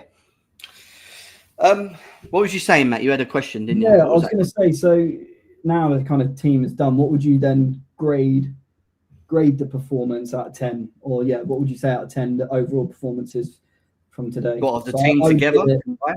Yeah. So combined together. So I'm going to say like a 7.5 out of 10. Oh, what do you think? He thinks we had a very good game today as a team. So, today's performance? 8 out of 10. I'll say 7.5. He's rated 8 out of 10. The performance today as a team. I'll probably give it like a 7. Just about a 7. Again, it's a great win. I'm very high on the win, and defensively we were very solid. But performance-wise, there's still left a lot to be desired. I feel like offensively we still look very stale, which is partly on the manager too. I feel like the manager needs to do more to get, different types of patterns going, just getting players to be a bit more direct at times and more fluidity to how we want to play, because I feel like we're very structured, we're very rigid in what we do. We have our set 3-2-4-1 set up in terms of the build up, and then it's like players don't really move or rotate much outside of that. And I feel like that needs to improve if we're going to get more out of this attack, because again, other than Palmer and Esteban when he's playing, you haven't got guys who are going to just do things off the cuff and create moments of magic. As much as Neto's having a good season statistically, he's not going to do something crazy to unsettle a back 4 or back 5. So that's why for me it's a 7. But again, the win itself is major. That's a big win for me. Massive win. Other than a Liverpool win, I'd say this and Liverpool win are our best wins so far in the Premier League season. But again, just because they didn't play midweek Everton, and obviously they're in really good form coming into this, For me, it's a massive win, man. We could have easily dropped points again today. So it could have been disastrous if we lost today. Like, it could have been disastrous. yeah, Well, I said it's especially with about us going to St James's Park next week as well. Like, we had to win this. it's all about finding the momentum and not really too much about the performances. I know we've just done a whole rating of the players and whatever, but for me, it was just more about them coming in together and getting the job done and finding some confidence, right? Because that's the most important. We are what I call a momentum team. Like, if we haven't got the momentum and we've got a couple of W's behind us, you know, as we've seen, we lack the momentum, right? And the reason that happens is because we don't have any, barring Palmer, we don't really have any players that we can rely on. You know how in the past you do have 1 or 2 or 3 players that even when you're playing shit, they will get you out of the shit. When Chelsea play shit, what happens? We lose. Do you know what I mean? We don't have players that we can tend to rely on to get us out of the shit. So for me, if Palmer's not around like he hasn't been around for a while, we really do struggle to find any way of momentum or try and find the momentum to get ourselves through it. Like, look at the Atalanta game, for example. You know, look at the Leeds game. Look at the Bournemouth game where we just needed something to get us across the line. And even in that game, we drew 0-0. We should be winning that 1-0 in the second half. You know, who's going to be the person that steps up and gets that moment why Palmer's not in the team? We don't have it. And this is why I moan about the media attack and, you know, partly the media defense, which it has been, you know, because they're the 2 areas for me where I'm like, fuck me. Like, we just, you know, it's just not good enough, you know. And when the defense is good and we need our attack to step up, I'm looking at fucking, if minus Neto and maybe Esteval, I'm looking at like Garnacho, Gittins, João Pedro and Delap without Palmer not even in the team. And it's just like, they're just not the players that you can look at and go, we can rely on you to get us out of shit when we're not playing well. And that's what we haven't got. You know, we really haven't got that in this team. So, you know, whether that's down to quality of players that we're purchasing, probably. Let's be serious. Whether it's down to the fact that it's a little bit too early for some, or maybe if it's just to do with the fact, and I still kind of believe this partly, that we have some very good players, but we also have some very shit meaty players. So what happens when you mix the both? I think it's the latter. I think it's that. You know what I mean? And it's like our performances, right? Let's be serious. When you've looked at Chelsea this season, what's it been like? It's either we've been really, really good and we've battered teams, and we've done well, or we've been really, really bad and we just lose. Today was probably the first game, actually, where I could say we was actually in the middle for once. We weren't really, really good and we wasn't really, really shit. And we still won. Everton had chances as well. Like, they had chances and they just didn't take them. So I think you're right, Jem. I think it's the first game where really, like, we would have won. I think it would have been a higher scoring game, but we got it over the line. And I think we just, like you said, take 3 points and keep going and just build that momentum to gain confidence, get Palmer back in the team, get more minutes under him, and just kind of move from there. Palmer's just so important to the attack, and let's be serious. Like, especially now where we're struggling at the moment, and he's coming back in, and he took his goal well today, Palmer. So he got through and he just put it in the back of the net comfortably. You know, that's what I mean about being the difference maker. Second, you know, how many times have we played first halves where, you know, we just can't seem to score and then we lose because we've had these chances and we've not converted them, you know, and then the whole mentality and everything disappears in the squad. With Palmer, you always have, you know, if you give him 1 or 2 moments, he'll get us ahead, you know, and that's just so important. So I felt it was the first time as well, like in a really long time, that whilst we were kind of back up against the wall because Everton were coming back, let's say in the end of that first half, we then got that second goal and killed it off. I've not seen that at all this season. We don't do that. Where we kill the game, and that really took the wind out their sails, especially going into the second half. And I kind of then from then on, I wasn't too concerned, which is a rarity for me, because normally in these sort of games, if it's 1-0, I'm like, oh, this could be 1-1 or it could be 2-1 at the end. Very similar to what happened at Sunderland, basically. So we did it. We move and just go to the next game. It's good 3 points. I think Cardiff is in midweek, isn't it? I think most probably we've got Cardiff and then it's Cardiff and then Newcastle. So Wales and then up north, isn't it? So it's a lot of travelling for the boys, isn't it? But and then we've got Aston Villa at home, who are in very good form as well, you know. So Newcastle, Aston Villa is a shit. It's a shit 2 games to play. But then we've got Bournemouth at home again as well. We seem to do all right against Villa though. We do all right against Villa at home. And that's not what the game I'm more at. I think it's the Newcastle away game. Yeah. I just don't get it when we go over there. 12:30 kickoff's going to ruin my weekend. We just never seem to play well over there. Pedro Neto, by the way, has 25 GNA, 14 goals, 11 assists, playing in his second season at the club, which is pretty impressive. Nah, that ain't one. I need way more, man. But there ain't. You want Salah levels. You're not going to get that. Look at the average winger. How many goals he's scored this season? Not Salah level. So tell me what level you want, because outside of Salah, how many wingers actually score? Listen, Jem, Let me tell you what I want, right? Because I remember that summer vividly well. I wanted Elise. I want Elise numbers. If you're not gonna give me Elise, because that's what I wanted. I wanted Elise, and we didn't get Elise. We got this guy instead. So, brother, I need more than just this for GA, because Elise has this already this season, pretty much. You know what I mean? So, who rates Doku? Ads. Yeah, I've like again. I rate Doku now. When he first came in, I was like, okay, this guy's very erratic, and he needs to get his final end product sorted, and he still hasn't done that, to be fair. But Doku as an offensive threat is brazy, bro. This guy is taking you to the cleaners every single time. He has been shit until this season, right? He has been playing well this season. He started off really good at City, then he went through like a bit of a lull for the rest of the season, right? But again, in terms of chances created this season, bro, he's top of the whole league by a long way as well, bro. In terms of creating big chances, dribbles, we know he's already up there with one of the best in the league, if not Europe. So yeah, man. And bro, did you see what he did to Madrid midweek, bro? I didn't sleep. Bro, he was air frying Real Madrid, bro, at the Bernabeu, bro. they had to close the roof, bro, because there was too much steam coming out, bro. It was crazy. Honestly, like, yeah, bro. So we can't compare Neto to Doku in terms of like wing play, bro. In terms of GA, he's getting there, which is nice. Again, I like GA. It's like someone like Gakpo, who I didn't really rate last season. Doku GA is I think 4 assists, 1 goal in the league.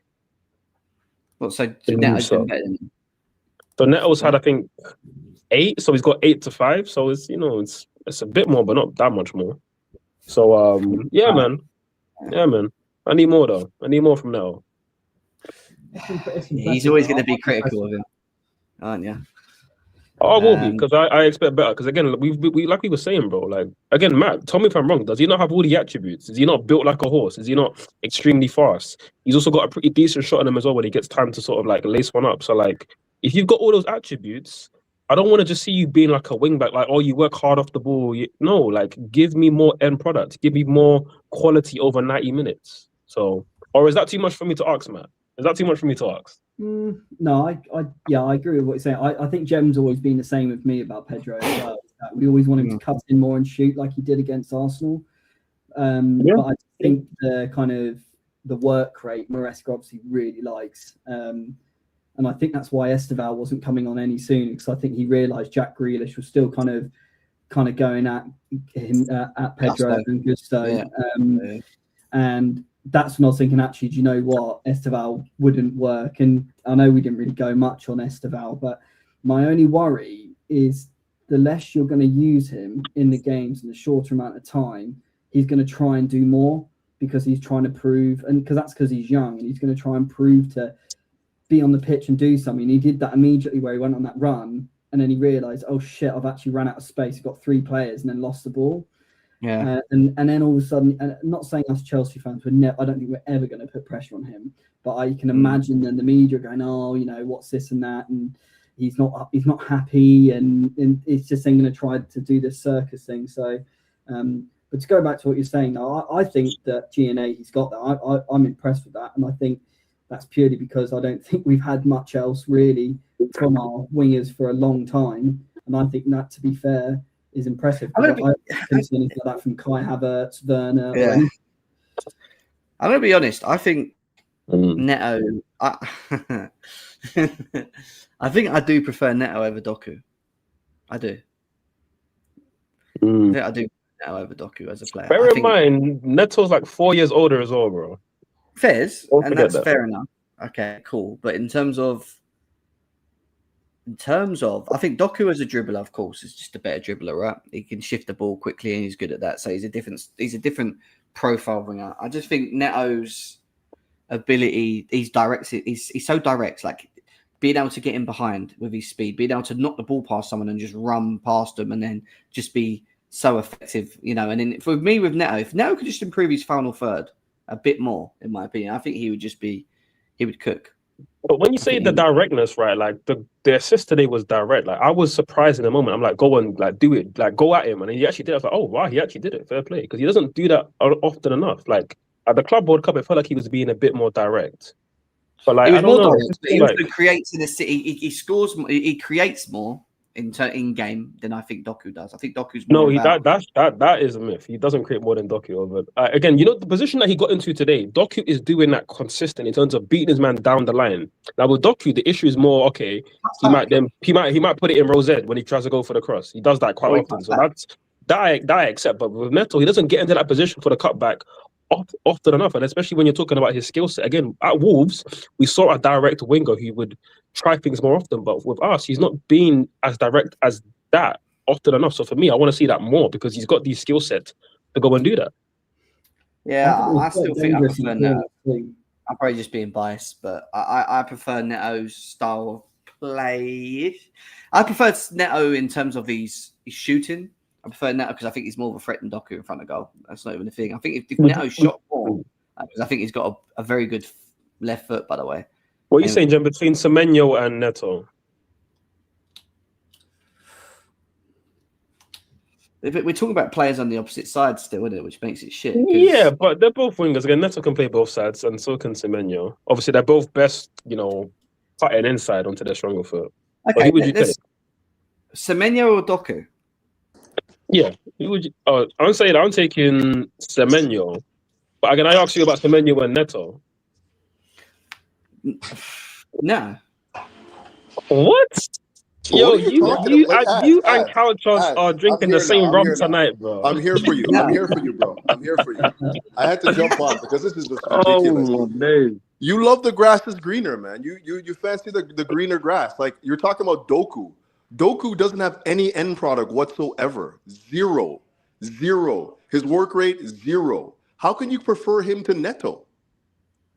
Listen, you don't get to start in a Pep Guardiola team in the second season now and have no work. What are the options they have there? What are their options there? What are their options off the ball. Yo, bro, what are their options there?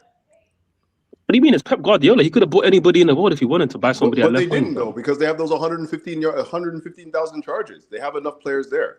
Bottom line is, he doesn't have any end product. You can see that. It's obvious, right? And now that Neto's giving you the end product, you're still complaining about him. Like I don't get it. Okay, wait. Hold on. Two things I got to bring up there. Saying no end product for Doku is quite facetious. Again, he's got a decent GA right now this season, and he's performing. And again, performance-wise, over 90 minutes. Who's better right now, Neto, Semenyo, or Doku?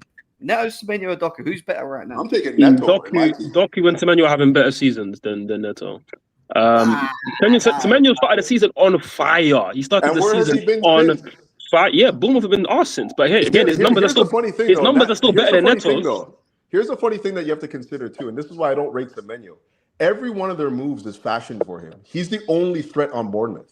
So everything that they do offensively goes through him. Neto is just a function on the time. He's just a cog in the team, and he's still getting you GA, and he's still doing all the other things as well. Yeah, he's finishing off moves and stuff like that, which is nice. But again, I'm still judging. Again, don't get me wrong. Again, I'm not going to be a hypocrite and say that the GA doesn't matter. Of course, the GA matters. That's why I'm actually content with what he brought us this season, because I was saying for last season, get me GA. And you look at somebody like a Gakpo, who's not a great winger at all, but this guy just gets GA. Not this season, but looking at last season, he gets a lot of GA, right? So Neto's starting to bring that now, which is great. He also brings all the things that you talk about, which is the work off the ball, being a selfless player. That's a great skill set that is, priceless. You can't really put a number on that because you just need to have players like that in the squad.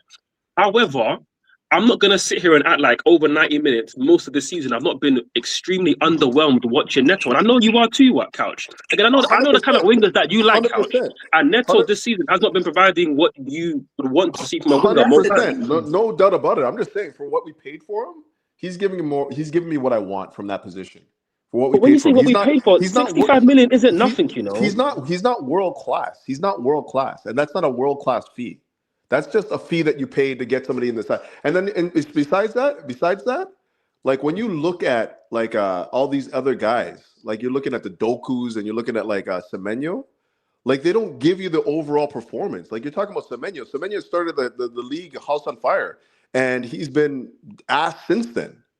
So I don't understand. You're talking about like He's been Neto's asked for like performances 6 week to weeks. week. He's been asked for 6 weeks, which isn't Okay, that but long. you're talking about like week to week performances, and you're saying there's been performances from Neto that haven't been good. Well, look at the guys that you're comparing him to, and look at their performances week to But week. It's the Semenyo exact over this same. calendar year has been quality. Like that's Yeah, where but it's a so bit has different. Neto. So has Neto. Not for Bro, me. you're forgetting about the Club World Cup performances too. He's I mentioned that. I've basically our mentioned that best 2 or player. 3 times on the show today already with Jim. I've mentioned that. And listen, I get it. Like he's been better this calendar year. But again, when you talk about the money that we spent for this guy, you say it's not world class money. But that money could have got you top quality players. Again, we know that money could have got us Elise. It's just we had an issue with the Yeah, wages. because there was a clause with Elise, though. It's not because that's what Elise's true value was, though. We know that. Yeah, but either way, like I'm just saying, like the money that we spent on him, and obviously given that again, because money is relative, right? Because again, it can be down to hype, it can be down to the contract, it can be down to many things, For right? sure. I look more at the fact that like we signed a guy who already had multiple years experience in the Prem, and obviously we're comparing him to guys like Doku and whatnot, right? But Neto's in his prime. He's in his prime years. This guy's 26, 27 years of age. So like, is your Same with prime for a Semenyo, winger. by the way.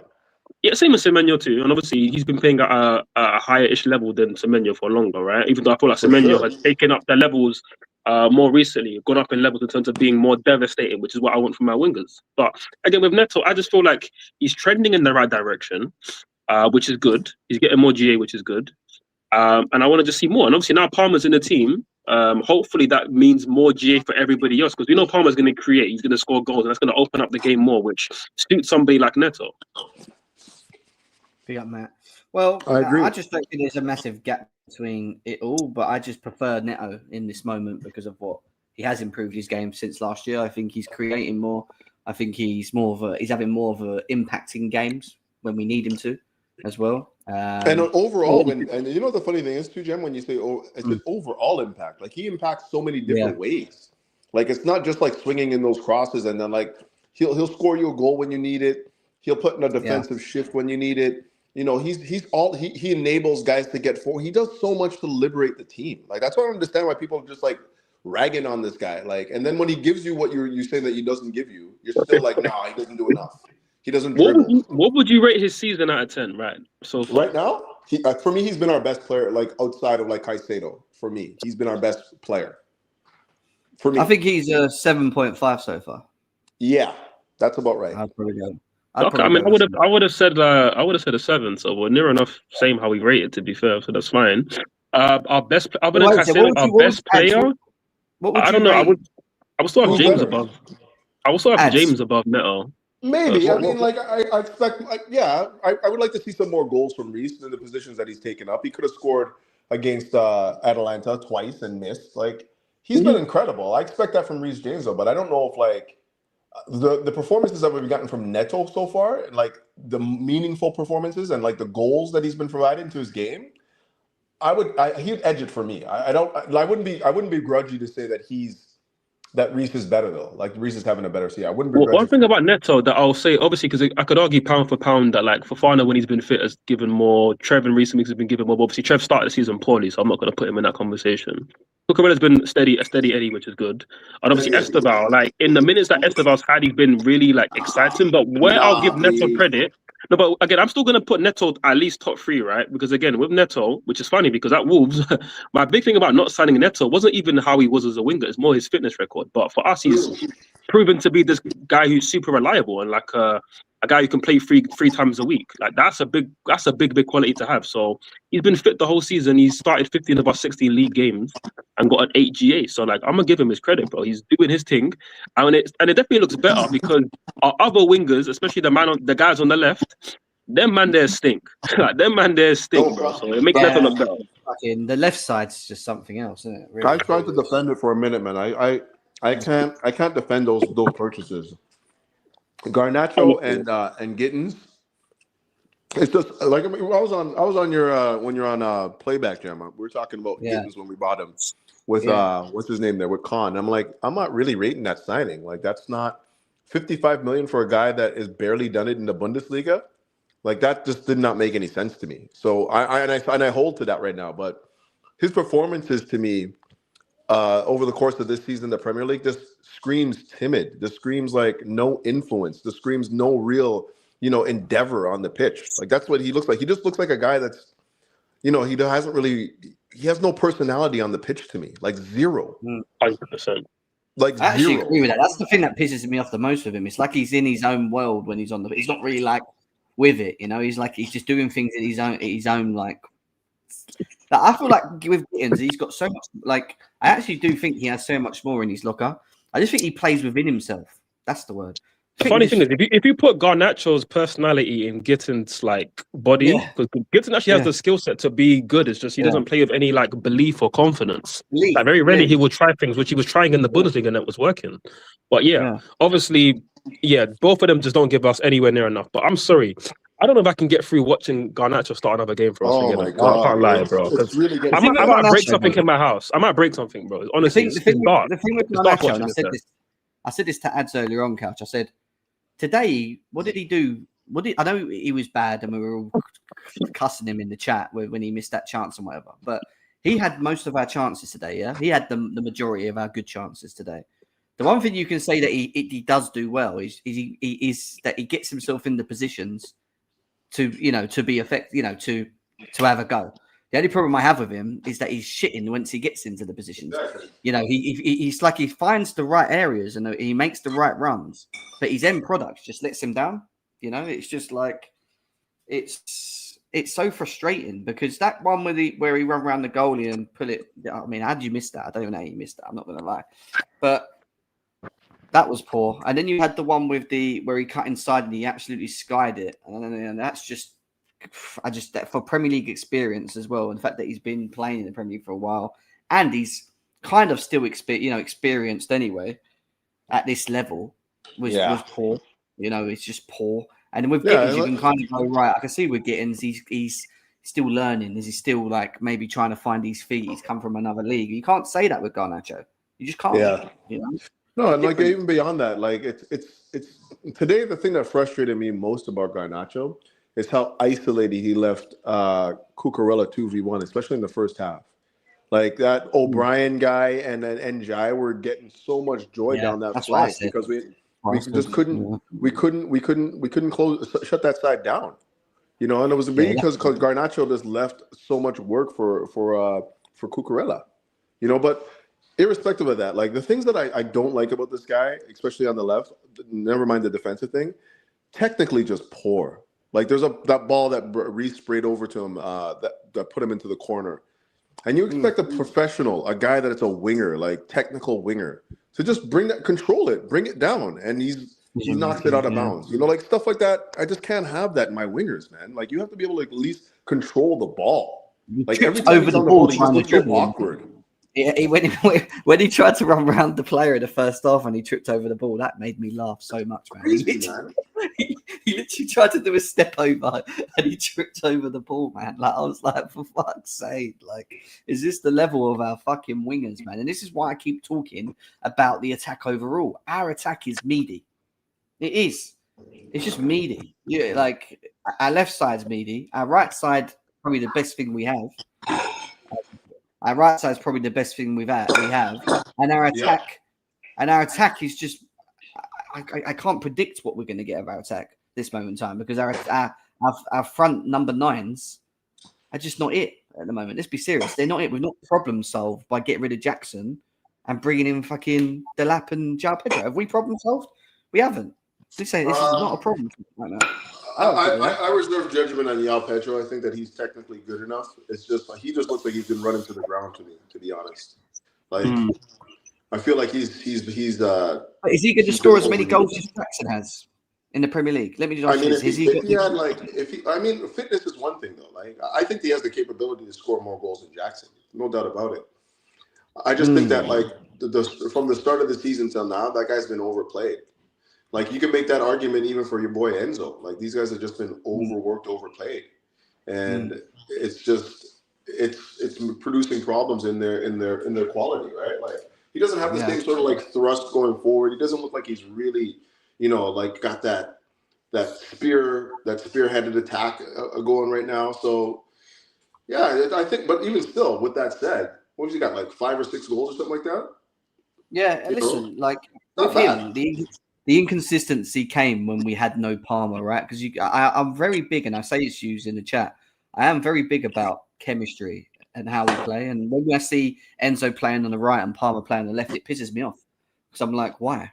You know, Enzo's better on the left. You know, Palmer's better on the right. You saw Palmer on the right today. You saw Palmer against Bournemouth on the left. 2 different fucking things. You know, like with Maresca, I feel like he just kind of needs to stick to the fact of playing players where they're comfortable in his system. You know, Right. and that's the only thing I really want him to do more. Other than if we're talking about Maresca for a second, is just his in-game management with substitutions. He just needs to be a little bit more sharp. It's not like he hasn't got the players to make the decisions sooner. If Enzo's leggy, like he has been running around and can't get involved in the game or break the play, or he gets the ball and he looks a half a yard short, which he does, just get him off the pitch. You've given him 45 minutes anyway, 30 minutes. Just bring on someone with a bit of legs just to help Reece James. Like I say, then the manager's shown that you're not averse to using like a fullback in midfield. So use Gusto in midfield and then put flipping Josh at right back.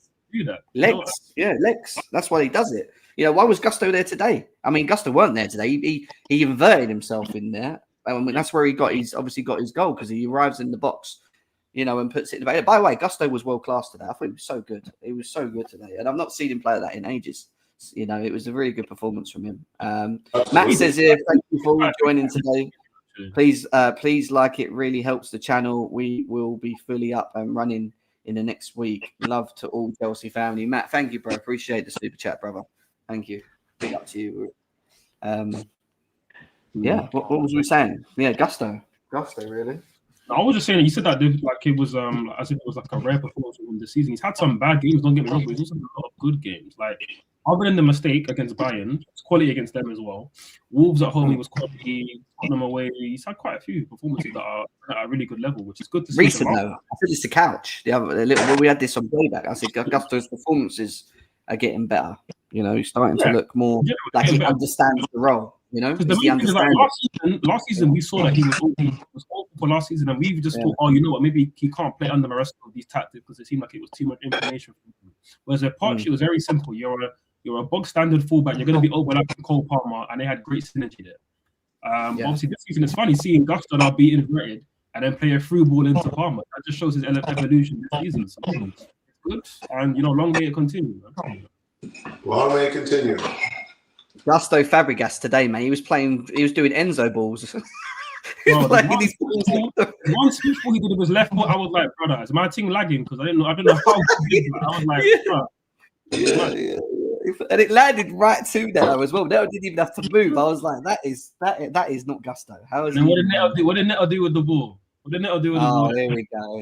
And if I speak on that, anyways. Neto's our best winger this season, bro. Just take it. Is that like an indictment on our rest of our wingers? That's not a good thing. Like, no, but it's the point of that. The level, there's a level difference there. Garnacho and Gittins are not on the same level as Neto, are they? We can all agree on that. Yeah, Neto's on the level of a winger I won at my football club. He's not on the level. Where's Esteval right now? Esteval's just in development phase. He's not on the level of Duff. He's not on the level of Eden Hazard. That's not the level that I want Neto to get close. That's ridiculous level though. That's like you said Eden Hazard. Come on now. Okay, Willian did. Is he performing as good as Willian did on an average Willian season? Oh, right now, yeah, I'd say so. That's a good one. Wait, respect Willian, please. Respect William, please. What are we doing? But look, like in terms of like what he's William was a baller overall, absolutely. Like I don't even think William has touched 10 goals in the Premier League. Ooh. I'm pretty sure he hasn't. We had a couple of really good seasons for GA. The season where we were awful, he was great that season, and also that was the only season. Well, no, it was under Lampard. He had a really good season as well. GA was. Tell me one season he's reached 10 goals. Tell me one. I'd have to go and check the numbers on that. But again, William was about everything else he did for the team.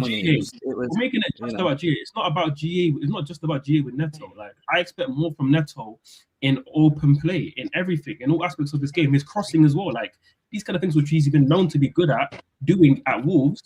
He's not doing it enough here. Don't get me wrong. I'm not saying that this season's been bad. This season's been a 7. Like I said, it's been a 7, which is good. So where would you put him in terms of the overall wingers this season? Where would you put him in terms of in position of best wingers of the Premier League so far? Yeah, That's a good question. Okay, so he's obviously top 10. Is he top 5? I don't think he's top 5. Yes. And then Who's ahead of him? Who's ahead of him right now? 5 better than him, right? So like, name 5 better this season. in the Prem, I thought it just the Prem, right?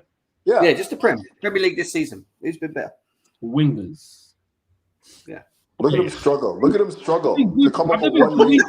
No, because like, so think about it, right? The really good ones have either been injured or been well off form, right? Like Irrespective of that, who are the 5 wingers that are better than him right now?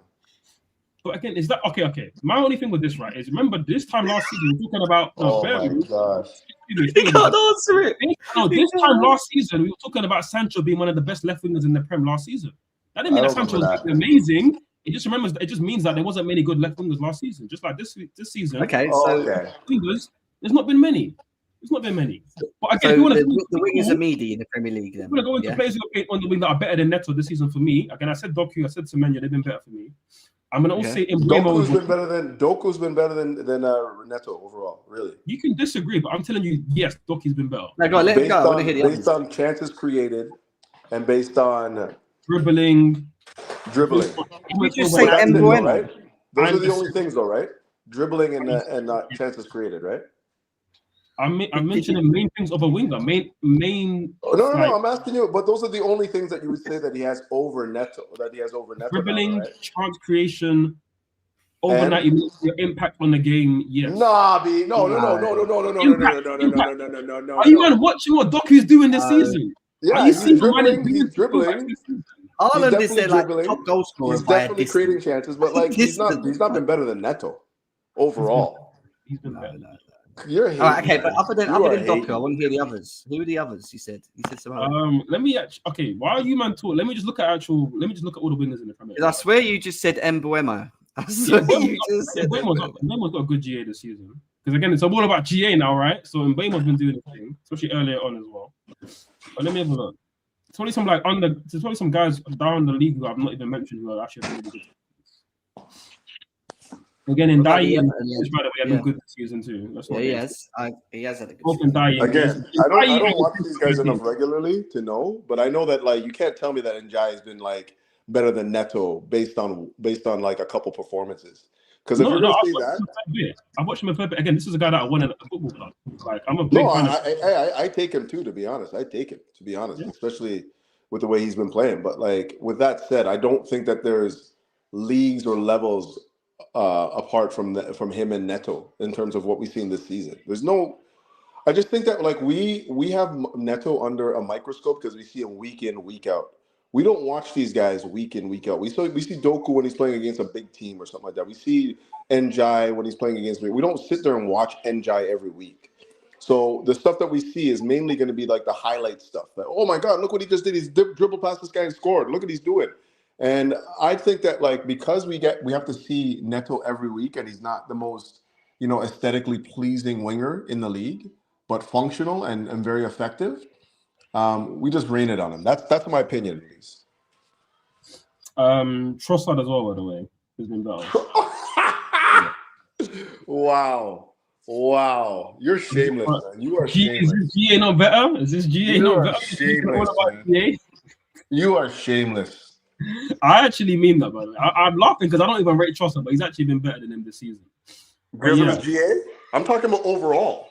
I've watched Trossard, but Trossard's actually been good. Playmaking, GA, some of the goals he scored as well. Again, some of Neto's goals is like, I'm not going to diminish, arriving at the back post and scoring a tap in. That's a skill in itself, right? But again, it's not like we're acting like he's been like scoring crazy important goals. It's not been like that. And more time, it's saving a pretty meaty performance. Today, he was fine. And he got a great assist. So that's cool. But again, a lot of times we're seeing him perform over 90 minutes and look poor, bro. He's looking at times on par with Garnacho, but then he'll just add a bit more and also get GA as well, which Garnacho's not doing. It's like, I don't want to be... You're doing too much now. You're doing a little bit too much now. I'm just being honest. Don't even try and mention him with Garnacho. Did you just say... I You're couldn't hear it. Performances this season where we're like, these are both stinking. But the times when people... Who are you talking about? Okay. He just compared Neto to Garnacho. Let's be honest. Has there not been times we've been talking about, Garnacho? We don't want to see Garnacho. So that means he's been talked about on the same level as Garnacho. Of course, he's been Nah, better. you're than doing Garnacho. too much. You're doing a little bit too much. Well, wait, so who did you Garnacho- put in your top 5? Who did you put in your top 5? He has Trossard in there. Top 5, I've got Doku, Semenyo, Trossard. I probably got Neto in there, to be fair, actually. There's not been Why that would you many. put Oh, Trossard so he's in in there? the top 5. Trossard's been good, bro. Trossard's been good this season for us. But Yeah, Neto's in the but top Trossard- 5. Like, I'm talking about Wait, wingers. Trossard's But all-round game. the winger pool list in the Prem is not great. Okay, right now. no. But you have Neto in the top 5 as of right now, right? Debatably, Kudos is up All there. right. You know, I've heard enough. I gotta go, guys. I've heard enough. But I'm glad that we Kudos is finally up come there. to the conclusion he's a top 5 winger in the league. Thank you very He's much. You guys have a good he's not day. top 5 in the league. He's not top 5 in the league. Don't do that. Don't do that. Don't do that. He's just dipped on you He's as well. barely top 10 because we're talking overall. I'm still gonna put people like Kudos You above just said him, barely Saka top above 10. him. Yeah, in the league, yeah, because I'm still gonna put people like Kudos, Salah, Saka above him. They're of course above him. And again, I don't want to make this about crashing on Neto, but I'm just being honest, bro. He's barely Trossard's not above in this now. league. No, overall, yeah, he's better than Trossard overall, 100%. Yeah, 100%. But I'm still gonna rate Doku, Semenyo, Salah, Saka, Esteval. I rate a lot of people are above Neto, bro. Neto's as a winger, it leaves a lot to be desired, man. I'll be honest. And Mbuemo's above him. Come on. If Shirky's a winger, and again, I didn't even mention Shirky earlier because obviously he's been playing on the wing, but also not. But Shirky, in the minutes he's played, Shirky is he's been playing on the wing though, because Foden's been there 10. And listen, I've still Shirky, more from him. I ain't seen enough of him, to be honest. no, you gotta watch. Trust me, just watch him, bro. He's quality. Obviously, Pep's been doing the Pep roulette thing. He's been at times benching him, but trust me, Shirky, he's the truth. And that was 30 million, half the money that we spent on Neto. So I know there was that war between Cherky and Florian Wirtz, wasn't there? But over the summer, who's the better fucking signing? I remember that. Seems like Cherky's won that one by a distance. I ain't surprised that Florian Wirtz has had a bit of a stinker. I actually predicted at the beginning of the season. I got asked a load of questions by another channel. They were like, "Give us your predictions for the season," and they said, "Who do you think is going to be the flop of the season?"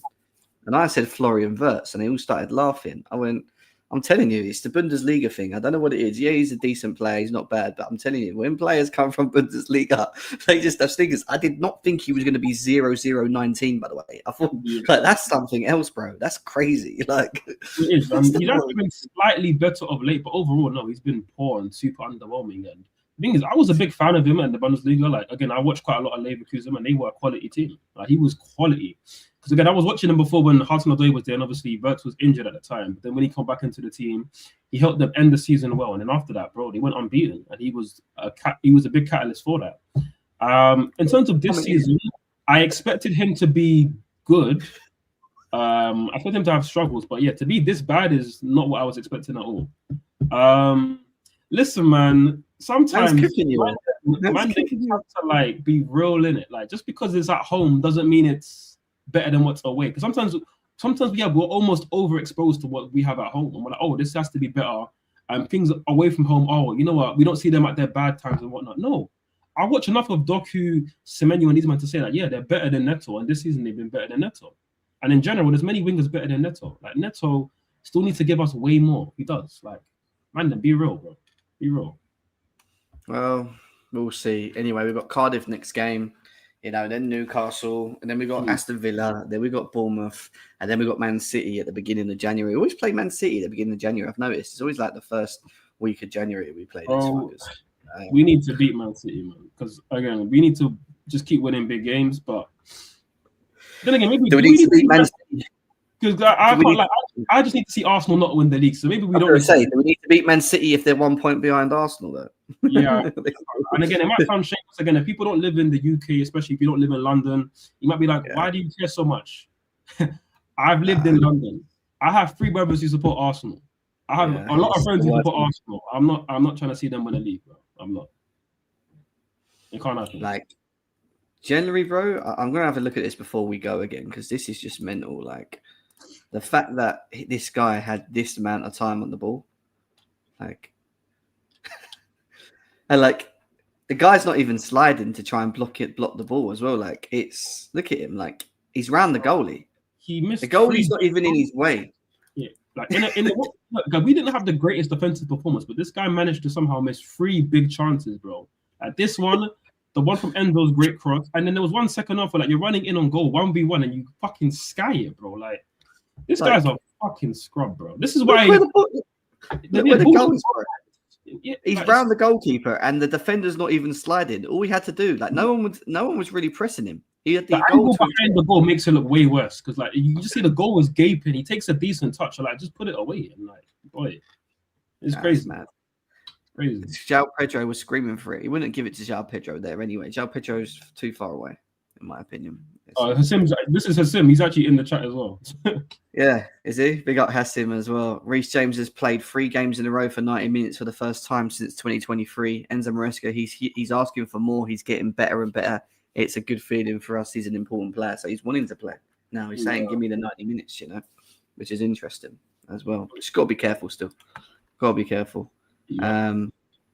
I took complete responsibility, 100% responsibility from Leeds game. It's been my mistake in terms of lineup, in terms of game plan. It was not about players. I think, again, that we are getting better and better and better.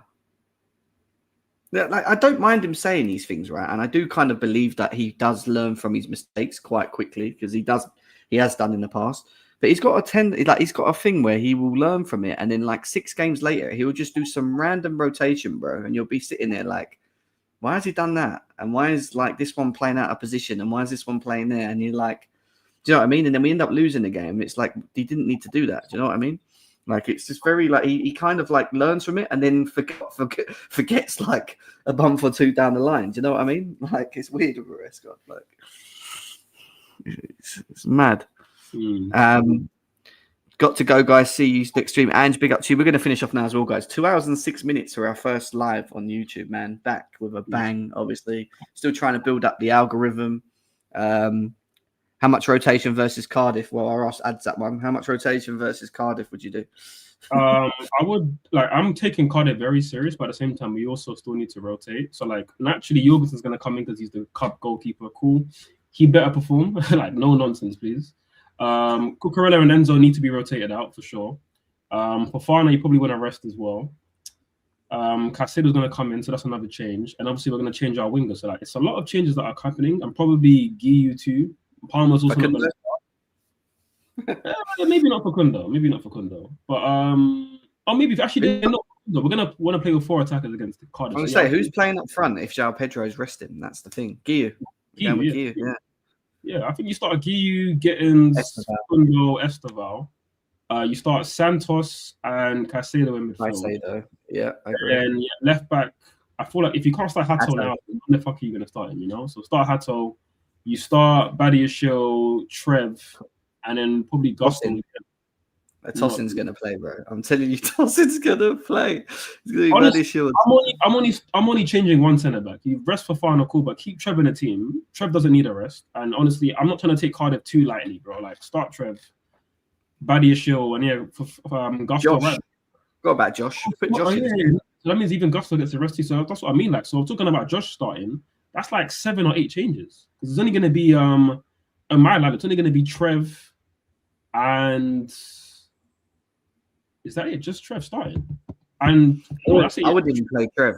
I would actually, but I don't think he will. I think Trev needs a break as well. He's been playing every game, to be fair, as well. Hato, Badiashile. I would go with Hato, Badiashile, Josh, and Gusto. I would go with that. I'd actually play Josh as a centre back. This team here would be 11 changes, which is a lot. Just so. And then you can just take. You could take Gusto off and just put Josh right back and just put in Chalobah later, but I'd definitely play Santos and Caicedo. That should be the midfield all day, and that front 4 should be the front 4. I don't want to see. If I see Enzo Fernandez on this pitch, bro, I am going to kick off. I promise you now. Like it's like he better not be on. Yes, Dems, what you saying? I'm not trying to make 11 changes, bro. Like we need to keep a couple of key guys in there. To be honest, it's going to be a full rotation. I reckon. Yeah, obviously Caicedo coming in is like a starter coming in, so that's fine. But I'm still going to keep Trevor in there for continuity because, again, I'm not trusting Badiashile and Tossin, bro. Jem, we need to win a cup this season, especially if it's going to be a domestic cup. That means we're going to fix our Wembley record, which needs some serious freaking fixing. So I'm not trying to take Cardiff lightly, bro. We're going away from home. We're going to Wales. They're going to play their strongest lineup. It's the biggest game of their season by far. So we got to go there and win, bro. Like, and we can't take it lightly. Well, we're going to do a match preview, most probably, guys, for that, and a match reaction. As always, we are back over on YouTube. Please make sure you're smashing the likes. Get this to 50 likes for us as well. And yeah, we're going to sign off here. 2 hours, 10 minutes. Ads, as always. Good to see you back. Oh, it feels good to see everyone back on YouTube, man. I'm sure we'll see you again very, very soon. Now we're back over here as well. We've got to stop Robinson. No Kellyman. What's that? We've got to stop Robinson. Anyway, all good. Big 3 points, clean sheet. We need Fafana to stay healthy. True as well. I hear you. But yeah, guys, thank you so much for being here. Big up to every single one of you and Amanda. And the most important thing is we won this game 2-0, and we're 4th in the league currently right now. Newcastle is our next game in the Premier League. Big game. We'll have a preview for that as well. Make sure you're here for that. And we'll see you soon, guys. Yeah. Big up, guys. Take care. See you later. Peace.